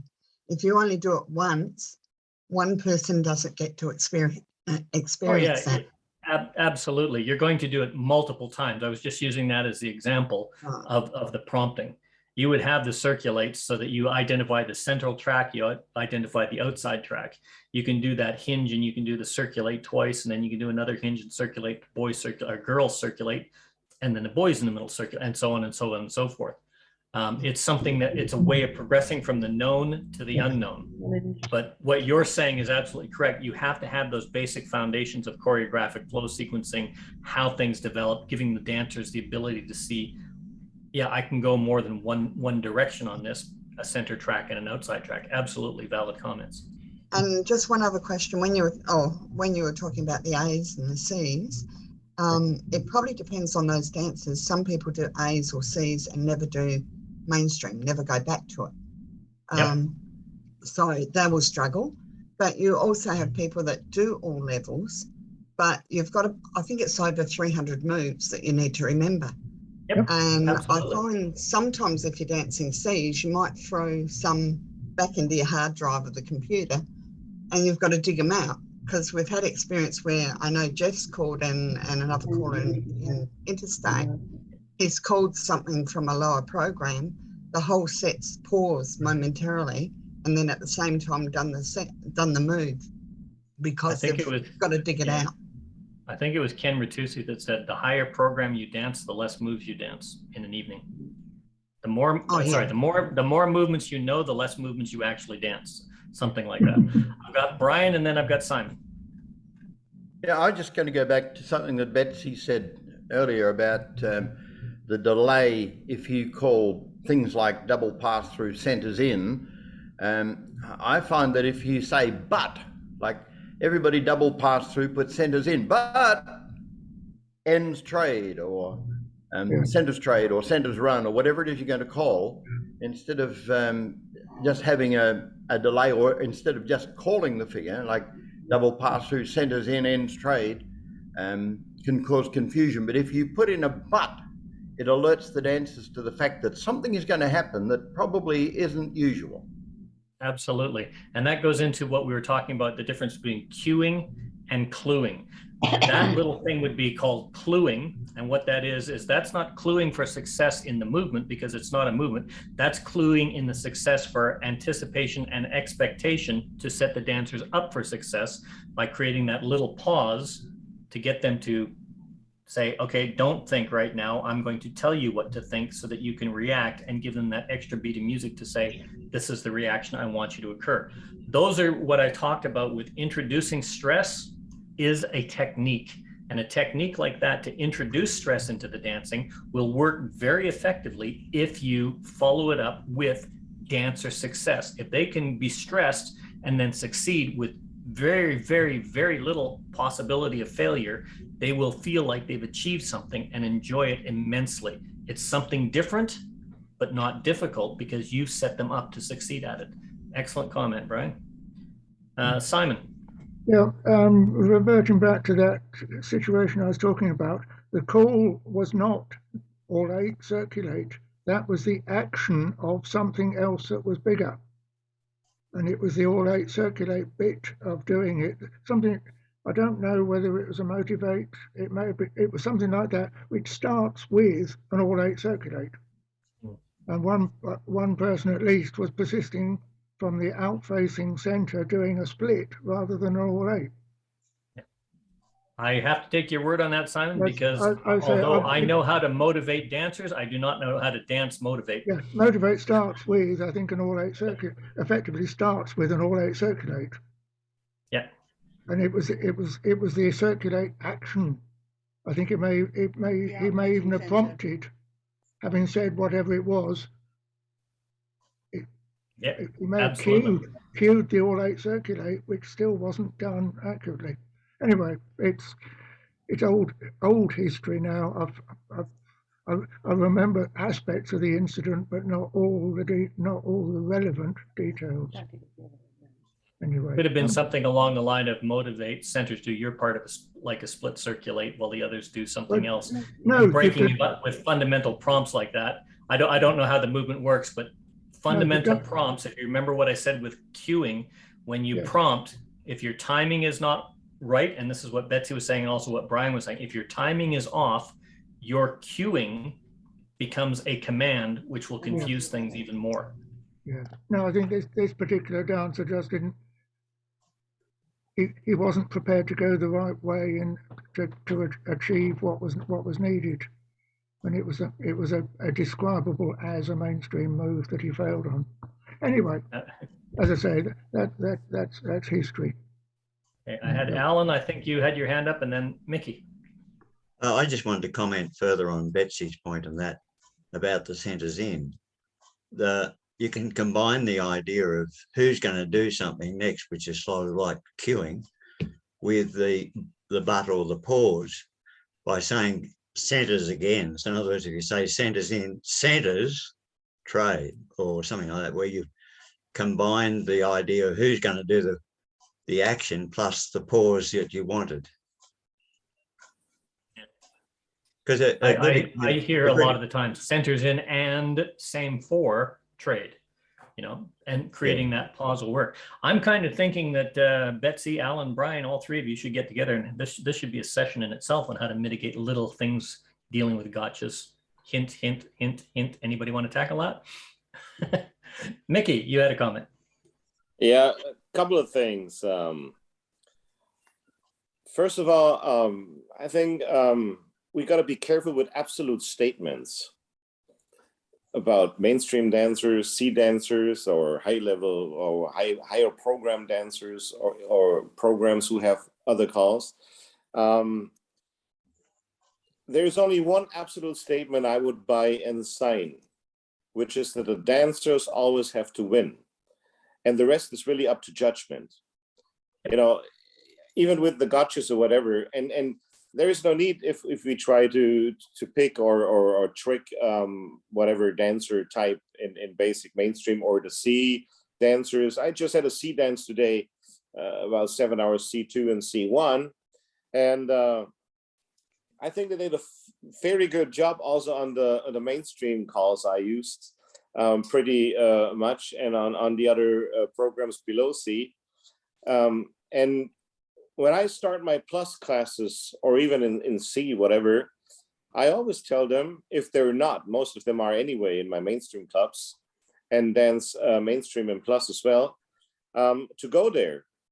And they do, if they know, because, for example, plus, how do you know if you are the one to do the roll if you don't know how the call goes? Taking a right and left through and roll, or a scoot back and roll, yeah, or a run and roll. If you don't know the call exactly and you don't dance it regularly, how do you know that you got that body flow movement for a roll?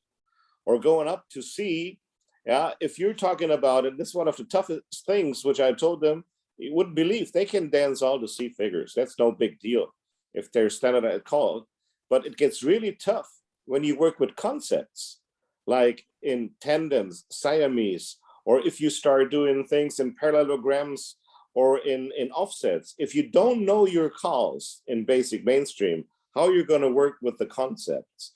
So they know what they're doing. They may have their head sometimes somewhere else when they're in the other program, but they have to really know the other programs.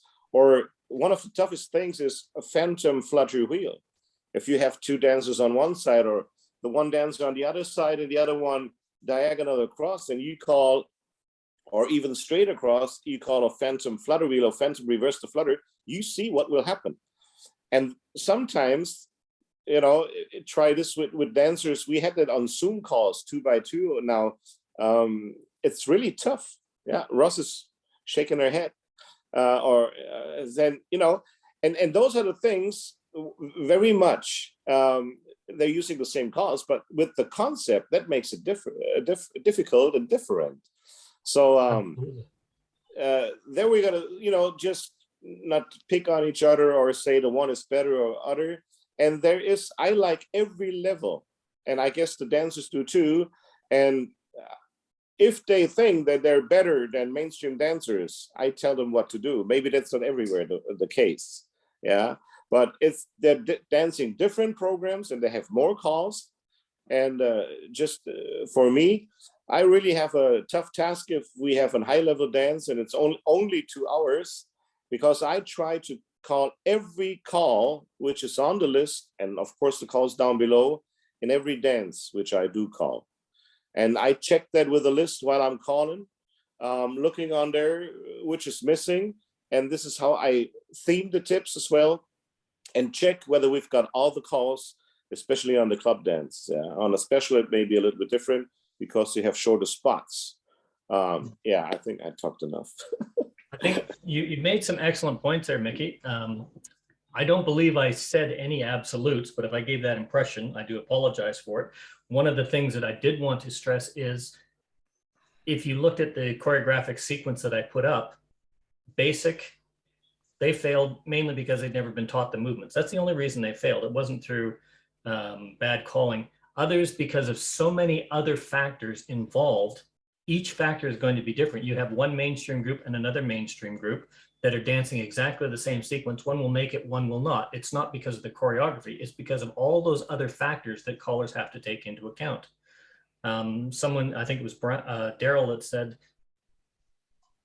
there are, if you count all the movements used at a dance, you know, if you go to a mainstream dance, you may get 40 to 50 movements at a mainstream dance that are called in that evening. In some areas, movements will never be heard. Other areas, movements like a wrong way thar at a mainstream dance are going to have to be workshopped or never done. Box the nat in some places is a movement that's not on the program until you get into advanced, because it's not done in this area. Everywhere you go is going to be different, and callers need to do their research and they need to do the judgment. I like what Daryl said when he says, bow to your corner, way down low, face your partner, do passo.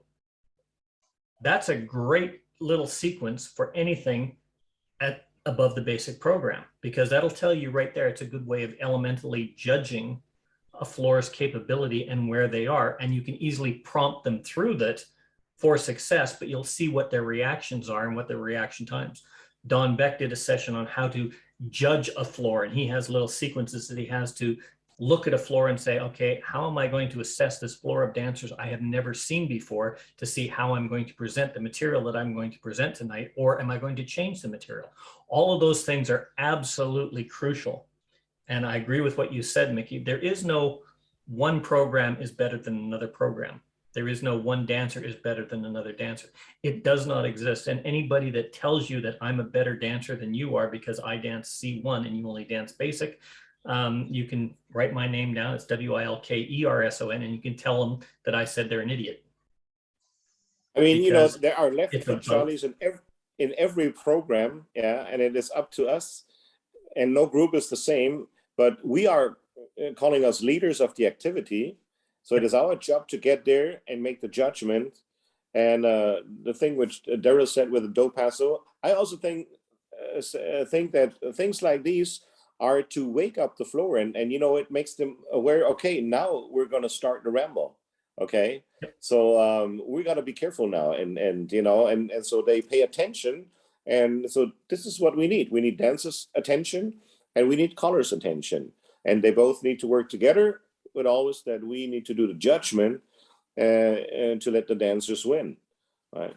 I'd also like to point out that, Mickey, what you were talking about calling and the attitude of dancers up and down the levels, or up and down the programs, I should say, not the levels, is very different where you're calling that it is, say, if you were in New England, is very different than if you were calling in California, is very different than if you were calling in, say, Vancouver. That is a big difference. A good example was what Brian said earlier, Dixie style to an ocean wave swing through is quite common here. It may not be common in your area. Those are things that as a caller, if you're going to go somewhere, I always recommend if you're going to go somewhere to dance, try and go there a day early and dance with a club that's dancing in the area. That way you get a feel for the dancers. It's also good to start recognizing the odd face or two. I believe Brian had a comment and then Betsy had a comment. I was just going to say, sometimes in the past when I've had sessions where there are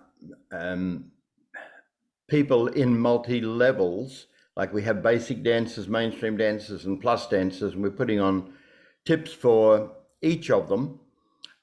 Sometimes when I'm doing a basic tip, I know we're going to have some plus dancers up. Probably most of the dancers that dance plus are going to be up in the plus tip. And I will jokingly say to the dancers, okay, all you plus dancers, just hope that you've got some beginners in your square because they'll be able to help you through what I'm about to call. It's just sarcasm with humor. It's a put down. And it does work. It's similar. I've got something like if I call in A, yeah, and I call a basic call then, and you know, they turn heads or whatever, and maybe they were focused on something else, and it was a real simple get out or whatever, and I just said, wait a minute, I've got to check whether I'm allowed to call basic or mainstream at this level, right? But that's a joke, and it's creates a smile. Yeah, it does. I usually get a laugh back from the dancers when I say it. They know I'm joking. Absolutely. You know. And there are callers that can pull that off, but just like choreography, let's take a brand new caller. You know, let's say me. It's my third time calling. I've never called before, and I go to one of Brian Hotchkiss dances, and he's got me calling a plus tip or a mainstream tip, and I go there, and Brian at the beginning says, "Okay, well, all you plus dancers, good thing that you got some basics in there to help you through it." And I make that same joke and I don't have the carriage or the personality of the force. Guess what? I have just insulted an entire floor. Again, caller judgment is a skill that needs to be learned, and you need those foundations of humor, personality resolution, and everything else before you start doing that kind of thing. Betsy, you had your hand up. Yeah, I was going to get back to the idea of how many calls you use from a program on a specific night. And I really feel that as callers, and it's not just the people here, it may be the people who aren't here, we owe it to the dancers to use the calls that are not used very frequently for whatever program we're calling. So in order to provide variety, in order to keep the dancers comfortable with the entire program, we owe it to them to call all these calls. And that's my soapbox. And my comment for when they have struggle with something that's not if that's from a different program is doggone basic call. Yep. I would like to ask one question. I think everybody knows the answer to that. If I've got a A1 group in front of me and I call and they're having problems, whose fault is that? Mine. And that's the only person that is ever at fault if your dancers are struggling on the floor. It is very, very difficult. I don't care how good you are. Mickey, you're one of the exceptions, and I know a few other callers in Europe and a couple callers here in Australia that dance a full program and they go through it like a tick box in their head. And I can pretty much guarantee that over 5 dances, you've danced everything from basic through A2. You've danced those movements at least once. You may not get them all in one night, but you try to get as many as you can. If you're doing a bigger dance, you'll probably get through them all because you structure and you plan and you do your choreography, you do your modules, you've got all sorts of different things that are going to make sure that you tick all those boxes. You've got the experience and the wherewithal to do that. Betsy, I know you do something very similar. You have a list down there, usually on the table, that has what program I'm calling at so that you keep that refreshed and you can look down and go, you know what, I haven't called a Ferris wheel from a right hand from a left-hand two-face line for a while. Let's do that. And you refresh yourselves like that. You're able to do it because of experience. If you take a new caller at a new class, and let's say that person has the terrible misfortune of being a new caller and they're hired to call at a plus club as the new club caller, you can very easily tell when they're doing a tick box checklist of the movements, because that's what it becomes, is a tick box, and that caller is calling to the checklist rather than to the dancers. Again, that's experience. These are tricks of the trade that you learn over time. Very few callers today will call a full program above plus. And what I mean by a full program is once you get into advanced, it's very, very rare that you will find callers today that will call a full program from circle left right through to the end of spin chain and exchange the gears. And then when you get up into the advanced, a full program right to the end of cast a shadow or whatever the last movement is on the A1 program. Mainly because consider head square through, do side do, swing through, spin the top, right and left through, square through 3, Alaman left, swing your partner promenade.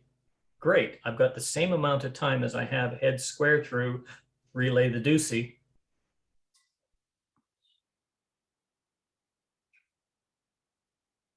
Swing your corner and promenade. No, 2 circulates. You know what I mean. Okay. As we get more and more advanced into the next program, there's a whole bunch of movements that take a lot longer time.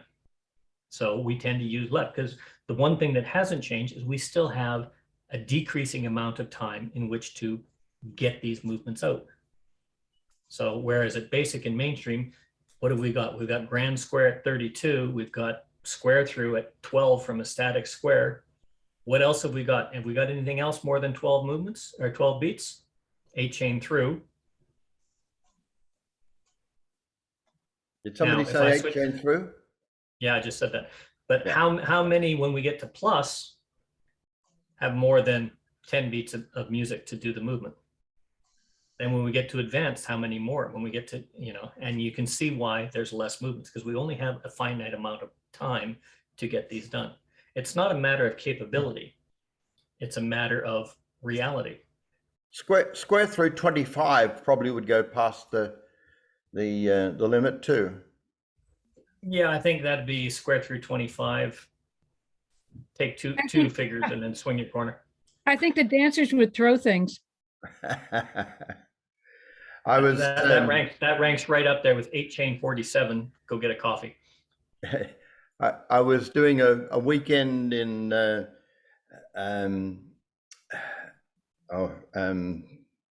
America at the turn of the century, and one of the callers that I was associated with over there was telling me that is that the 18th century, Brian? Thank you, Alan. Thank you. I will see you later. Said that one of the callers that had been hired for the weekend a year or two earlier had to fly across from one side of the country to the other, and he was dead tired at the end of the night, and all the dancers insisted that he go along to an after party and call for them, and he really didn't want to, so he got up at the after party and called everybody to an 8-chain 2024. And then he put the microphone down and walked outside, got in his car and went home. And the dancers are all going, hey, what's going on here? So they all decided that the next morning for the first session, they would all dress the same clothes and they'd keep an eye out for him. And when he walked into the hall, they're all there in the squares going 1,223, 1,224. And he looked at them and said, shivers, they're still dancing. Gotta love it. Gotta love it. All these recent conversations suggest that we maybe should not fight about what calls you can leave off lists and put on lists and take off lists and various things. That you really do highlight the fact that we do actually have calls that you could actually leave off the list if you're saying they're very aerial, they're only used in certain areas, or they're only used in certain levels. You know, that this is a problem, isn't it, when you start having so many calls that the caller is unable to call it without just looking at a list and reading the list. I mean, that's a bit ridiculous. I agree with you 100% on that, Alan. I've always used the example. I had a conversation with Gary Story before he passed. And the reason I love this example and that statement is, does anybody know why Spin the Top is not on the SSD program?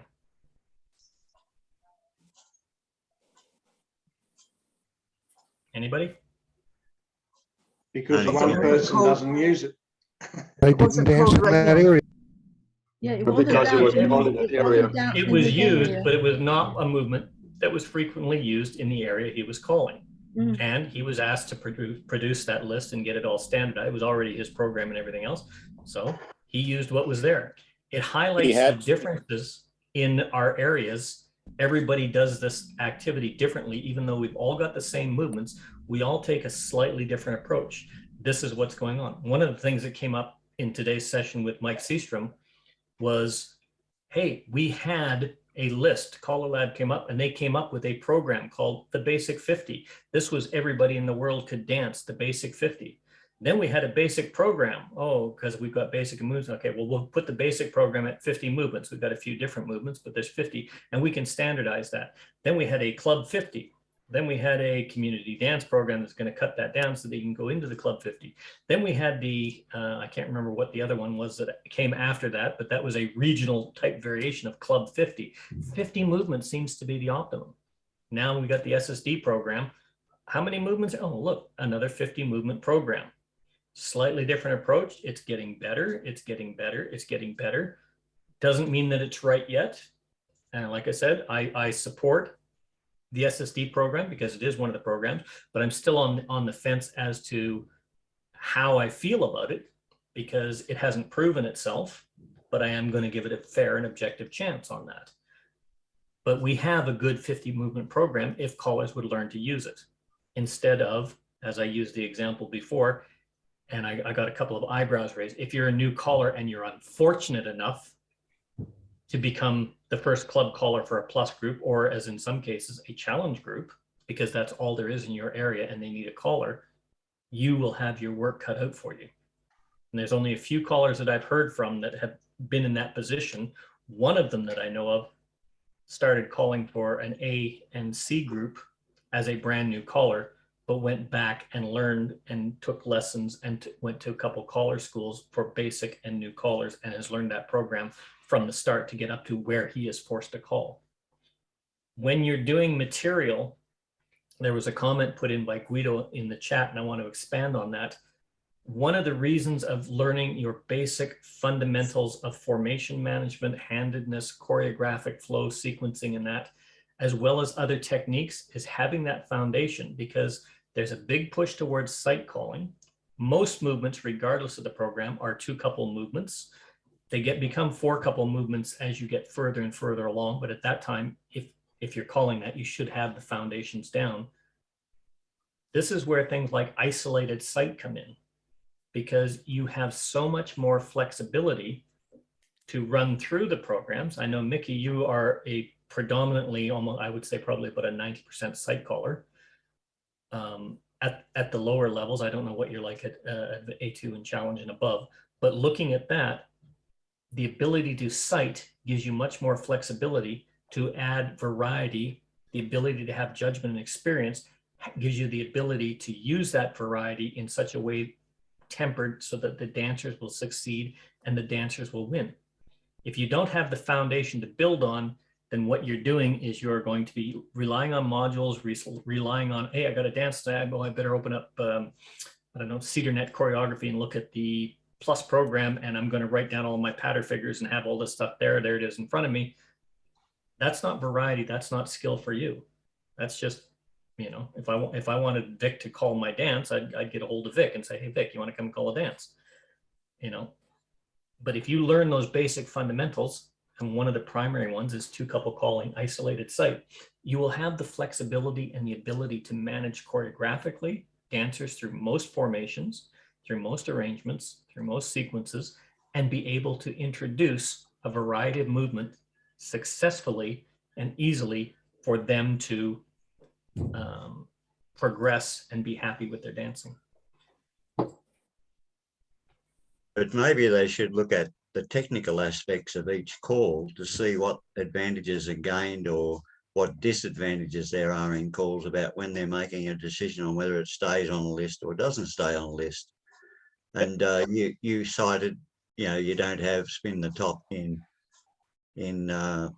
SSD, but one could argue that we shouldn't even have spin the top. We probably should have locket down in the basic program as a fundamental. Or put fan the top back in basic and put spin the top up in mainstream, you know? There are all sorts of ways of looking at how you choose calls to go on lists. And maybe body flow and the technicality of how they fit with other calls and all that should be considered when they're deciding whether they should be part of a list or not. Absolutely. And I've said this a number of times. You've got to remember, as I said in the last session about the applications review committee, these decisions in Caller Lab are made by callers and sometimes dancers. They are people. They make mistakes. They make good decisions. They make bad decisions. Nothing is written in stone, but if you want to have that voice, what you're saying, then get involved. And if you're involved, you can actually have a voice at the table. Otherwise, it's that group of collective people that want to be involved that are going to be making the best decision that they can with the information they have and their own knowledge that they think is in the best interest of the dancing. And they can only make that decision based on their own experiences. So it's an absolutely valid comment, Alan. There's some things that make absolutely no logical sense, but it must have made sense to somebody when they made that decision. And nobody was there at the time to make a different decision or have a different voice. So here we are. Yes, Mickey. As far as I know from Jerry, that they needed 50 calls on the SSD, and they were picked one, and they had to make choices, and it was a simple choice. He may as well could have put in spin the top or something else on. Yep. And so it was no particular thing about choreo or whatever behind that. Yeah. Well, what he said to me and what he said here was essentially what you're saying. We wanted to cut the list to 50. We had to make a choice, so we went through this list.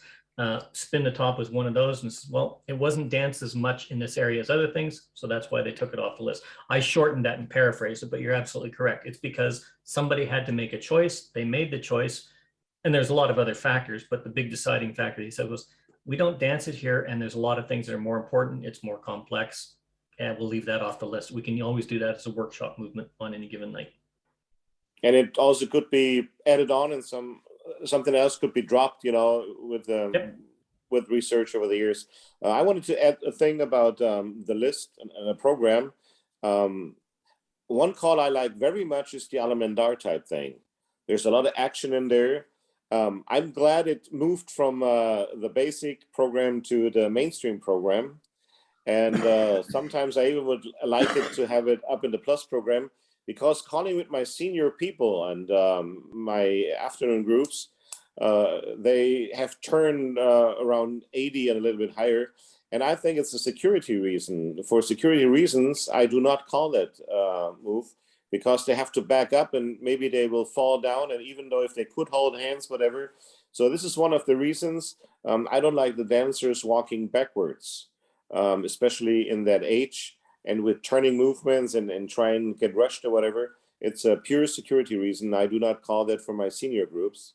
The elderly people, if they're more experienced and they dance in the evening clubs as well, they get to dance that one. Or if we have workshops, then we do it. But there are certain decisions when I do not call a call for purpose reason. It's always to make sure that they don't hurt themselves. I need to correct one thing on your grammar there, Mickey. You said you're glad the THARs moved up to the mainstream program, which is yes, I'm glad that it didn't disappear. But then you said, I wish we had it in the plus program. It is in the plus program. It first I know exactly what you meant, but I had to take that because you caught me on one very much like that last week. Talk about payback. No, absolutely correct. And me personally, one of my favorite floor testers used to be Alaman left turn partner right to a wrong way dar. I started dancing that. That was part of every basic floor, every dance that you went to, you'd be dancing that in Germany at the basic program. It was common, Alaman dars and wrong way dars and shoot the stars and all these other kind of stuff. And this was in 81, 82, 83. That was part of everything. When I went back to Canada, wrong way dars were the big thing. But I found out that a do passo ending with a courtesy turn was not very big in Canada because it always ended in Alaman dar. And one very experienced caller, which I have ultimate respect, and he's passed now. This came up at a callers meeting. He was unaware that do passo, he was adamant it ended in an Alaman dar, that it didn't end in a courtesy turn, because that's the way he was taught. And he'd been calling for many, many years until we showed him the definition. You know what? I never knew that, because he never went back and looked at what was going on. If I did Alaman left turn partner right to a wrong way dar, chances are I'd have to cue, prompt, and clue through the whole thing for success. And there's some areas where I would not call that. It's just technically, a reality. if you call Alaman left, turn your partner right to a wrong way there, it should be the ladies that are backing up. Is that what you would have? Do an Alaman left, turn partner right to a wrong. I prompt it all. I would prompt it all the way around, but I can have it as either the ladies or the men, depending on what I want to achieve with that. Technically, it should be the ladies backing in, I think. Yes, it should be. So what I usually do is do an Alaman left your corner, turn partner right, full turn, men back into a wrong way dar, and that's how I would prompt it. I was just speaking, and then of course I'll do the shoot the star, left pull, and so on and so on and so forth. But those are the kinds of things that will one level a floor, but also good to gauge the dancers. These days, what we used to use to gauge a level of capability on a floor, you judging a basic floor, you wouldn't use you'd probably be using that to judge an advanced floor today in a lot of cases. So we have to adapt. The dancers have adapted, but we have to look at why not choreography that's difficult, but why is it difficult when it seems so simple to us? We look at checkers, we talk callers. I mean, I remember a session I had with a couple glasses of scotch on the table with Alan Kerr and Barry Wanson. And I had to actually put my scotch to the side because I could not keep up with Alan. Barry could keep up with Alan. And, are you talking that's drink? over there. Are you talking drink or? I'm talking choreography. I had to put the scotch aside because I couldn't keep up with the way your mind works. But it's just that kind of thing. But we were talking about choreography as callers, and we were saying, okay, well, this is a little more difficult, and it's a concept. It's like saying scoot back and roll. So I set up that funky little T-bone and then calling a split circulate. Perfectly great, not a problem. But I'm looking at that from a caller's perspective. From a dancer's perspective, that's going to cause a hiccup or two, unless your dancers are used to it. You know, it's those kinds of things. And until we start putting ourselves in the dancer's perspective when assessing choreographic difficulty, then we're always going to lose. Sorry, I'm seeing a lot of thumbs up. I've obviously missed something here. Look in the chat. Guido, could you go forward, turn around, and come back? Yeah, that's true. That was in response to Guido saying he doesn't like saying go forward and back. Yeah. He doesn't I like actually- dancers back working backwards, right? I like forward and back when it's done for a purpose. I use it actually a fair bit in singing calls for that purpose because it gives such a nice flow, especially if I'm establishing a counterflow. When it's a habit, terrible, terrible, terrible. Go up to the middle and back and a right and left through. And what? I haven't even got to the forward yet, you know, and we hear that often and often and often, more often these days. Oh, that'd be cool. Go up to the middle, you turn back, come back. Yeah. Yes. Not something I've tried yet. And if you want to add stress, say go forward, up to the middle, turn around, go forward, come back. Well, I mean, another thing that you can call that really confuses the dancers for a little bit, especially if you time it badly, is to have a corner line and say right and left through, half sachet, everybody slide through. Now, everybody pass through backwards. I reckon we should put that into the basic program. That's got a lot of potential, I think. Passing through backwards, because then you can call Alaman left and it's a surprise Alaman left. I reckon we should do that. Well, you could call unpass through then. Well, if you call pass through backwards, that's a and I love it. And you would do it just for that. But that's along the same line of creating, like, for instance, that sequence head square through, do si do to a wave, girls cast off 3/4. There's your diamond circulate. Now everybody back up 2 steps. Well, your original partner's behind you. You back up 2 steps. There's a partner. That's creating the stress for the, because dancers don't like to back up, especially when they can't see where they're going, but it's there to a success. And that's along the same line. Pass through backwards. There she is. You know, something like that. You're inducing stress for success, for the novelty, but it's something I'll bet you would probably call that once, maybe twice, and only in one tip, and then you wouldn't call it the rest of the evening. It's something that I might call once every 3 years. Yeah. And there's nothing wrong with that. And this is where experience comes in. That dancers will report that to me.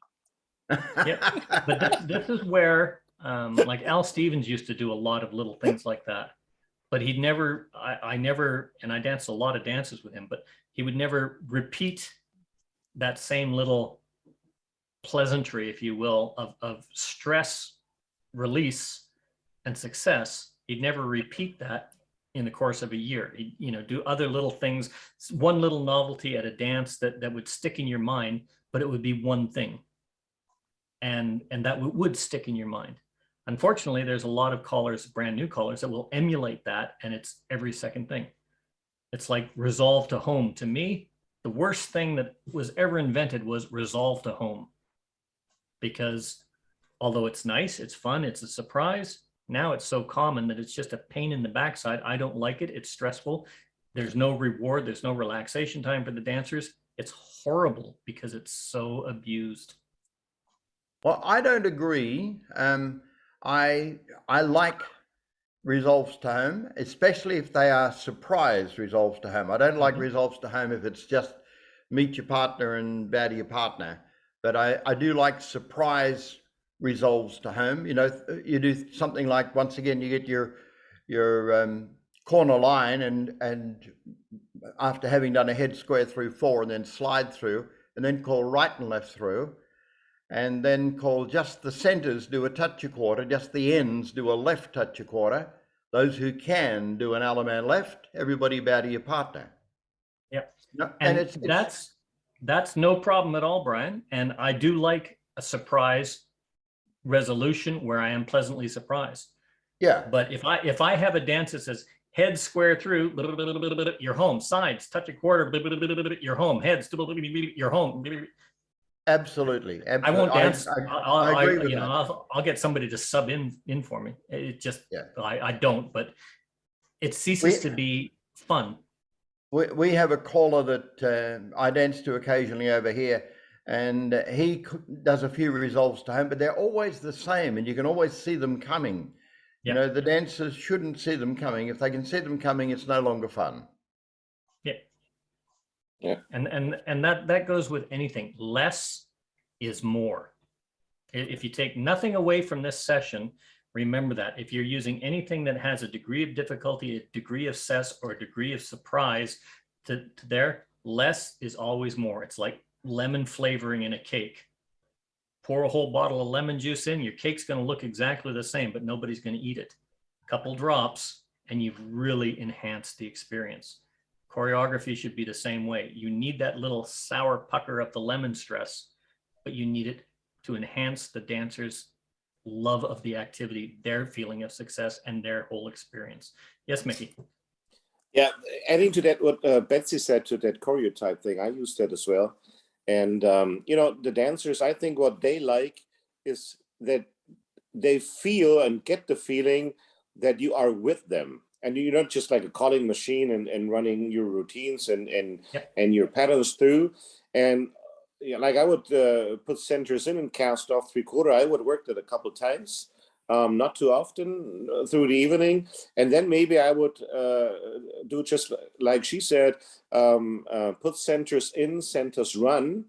And then I would comment like, you know, since you're on your way already, which would put a smile on their faces because they are on the way. They would maybe for a short stop, but then go on. It's a nice flow. And the others who were thinking about casting just slide into the middle. Yeah. So this is a nice flow. You can bring that once or maybe twice. And adding to that, there should be a nice choreo getting out of it. So it was worth it. Absolutely. Yeah. Or sometimes I build up from an 8-chain through formation going to the element left. Yeah. I usually call, if they get to the corner, element left. Yeah. Or here's your corner. But when I get from case to case more excited, yeah, this is when they kind of wham, bam, the corner slam or grand slam, element left or whatever, is when you build up. And I train my dancers to the calls as a code word, right? So wham, bam, or chicken slam or whatever is not a code word. It's element left. So if I want to give them a big reward because we had a nice dancing, and let them win. They always have to win. One thing is that I build up the excitement with the element left. And I guess I told it here already once again. And then I call, hey, wham, bam, here's your corner, do-si-do. I mean, it's ahead of time, so they can easily and smoothly dance and run into it. Absolutely. But they expect the element left because they had the anticipation. We had building that up. So, but the reward is going to be, and you give them time to set it up again, is an 8-chain 4, but on your fourth hand, everybody courtesy turn and you're home. And that's what they like then. And then it was worth it. And you set them up for success.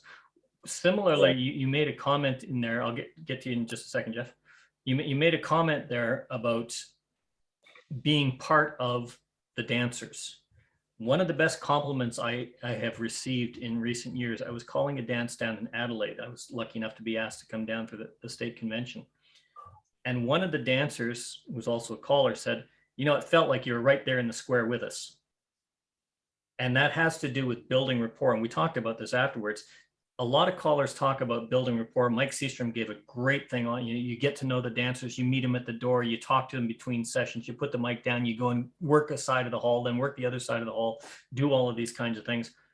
But when you build rapport, your rapport with the dancers starts when you get there before any other dancers are in the hall, if you're lucky enough to get there. And it continues every second you're behind the mic. You're building rapport with those dancers. You're not just calling a square dance. You become part of that square. If you can identify and make those dancers feel like you're right in that square with them, you have an enhanced experience that the dancers are going to go, wow, I like that guy, that, you know, I want to go and dance that guy. Or even if, you know, they have to travel and that guy's calling and they say, well, I dance challenge, but he's calling over in the main, I'm going to go and dance with him or her. You know, that's the kind of thing. And when you get compliments like that, you feel like you're on top of the world. That's when you know you've done a good job for that. And so I agree with you, Mickey. Dancers need to feel that you're right there with them, not just spouting out words behind a microphone. Jeff, you had a comment. Yeah, just a nifty little get out was from a 0 line, right and left through, star through, square through, but on your third hand, square through 3, alley man to left. Just a little different. And it works pretty well. So wait a couple of seconds for those that are writing that down. Okay, go ahead, Mickey. Yeah, I'm trying to be. I don't ask me how I do it. It just happens, and I can see it. But on a dance floor, you see the squares, and I see someone's shoelace is open. So I would call and then have them in there and say, "Take your time because he needs to tie his shoelace." And they wonder how I could see and tell. But you know, it's a security type thing if I see it, and I'm glad I do. And to me, it's another thing which is adding flavor to the dance. Because, you know, they see that you're with the dancers and they just think, crazy, you know, where's he looking at? Yeah. Probably everybody will look down at their shoes. Yeah, it is something like that you call, for instance, everybody's home, and you notice something like that you can feature in. Like you can say, let's say Scotty's shoe is untied and you know, Scotty's dancing with Yolanda. I might say, okay, Mickey, take the heads and I want you to promenade all the way around. Scotty, your shoe's untied. Yolanda, he's old. Bend down and tie that up for him. You know, and suddenly I've identified 2 people. Scotty's, of course, going to tie his shoe up or whatever. Or sometimes Yolanda will look it down and look back, but he's wearing loafers. I said, oh, that must not have been a shoelace.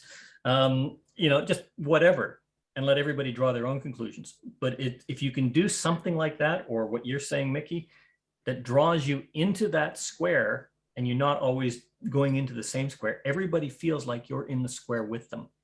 And when you can achieve that on the floor and they're all laughing and smiling, you're laughing with them, you know they're having a good dance. And there's a lot of callers. Alan is one of those, Jeff is one of those, and I've had the pleasure of dancing with both of them.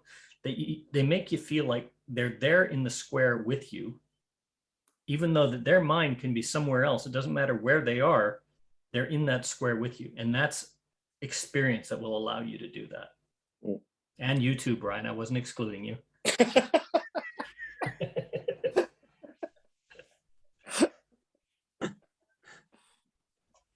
All right, well, ladies and gentlemen, it is 11:25 here. By all means, we left the session open and it went on, I think, for about 3 or 4 hours afterwards last time. I'm more than willing to do that again. But this afternoon, I have to go and talk to the builders that were building our house in Victoria.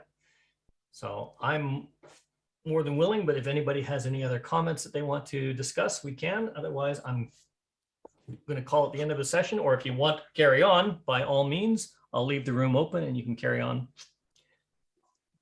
Thank you, Mel. Yes, Hannah. Good session. Yeah, thanks, Mel. Guys, I got to go anyway. Catch you all later on next week.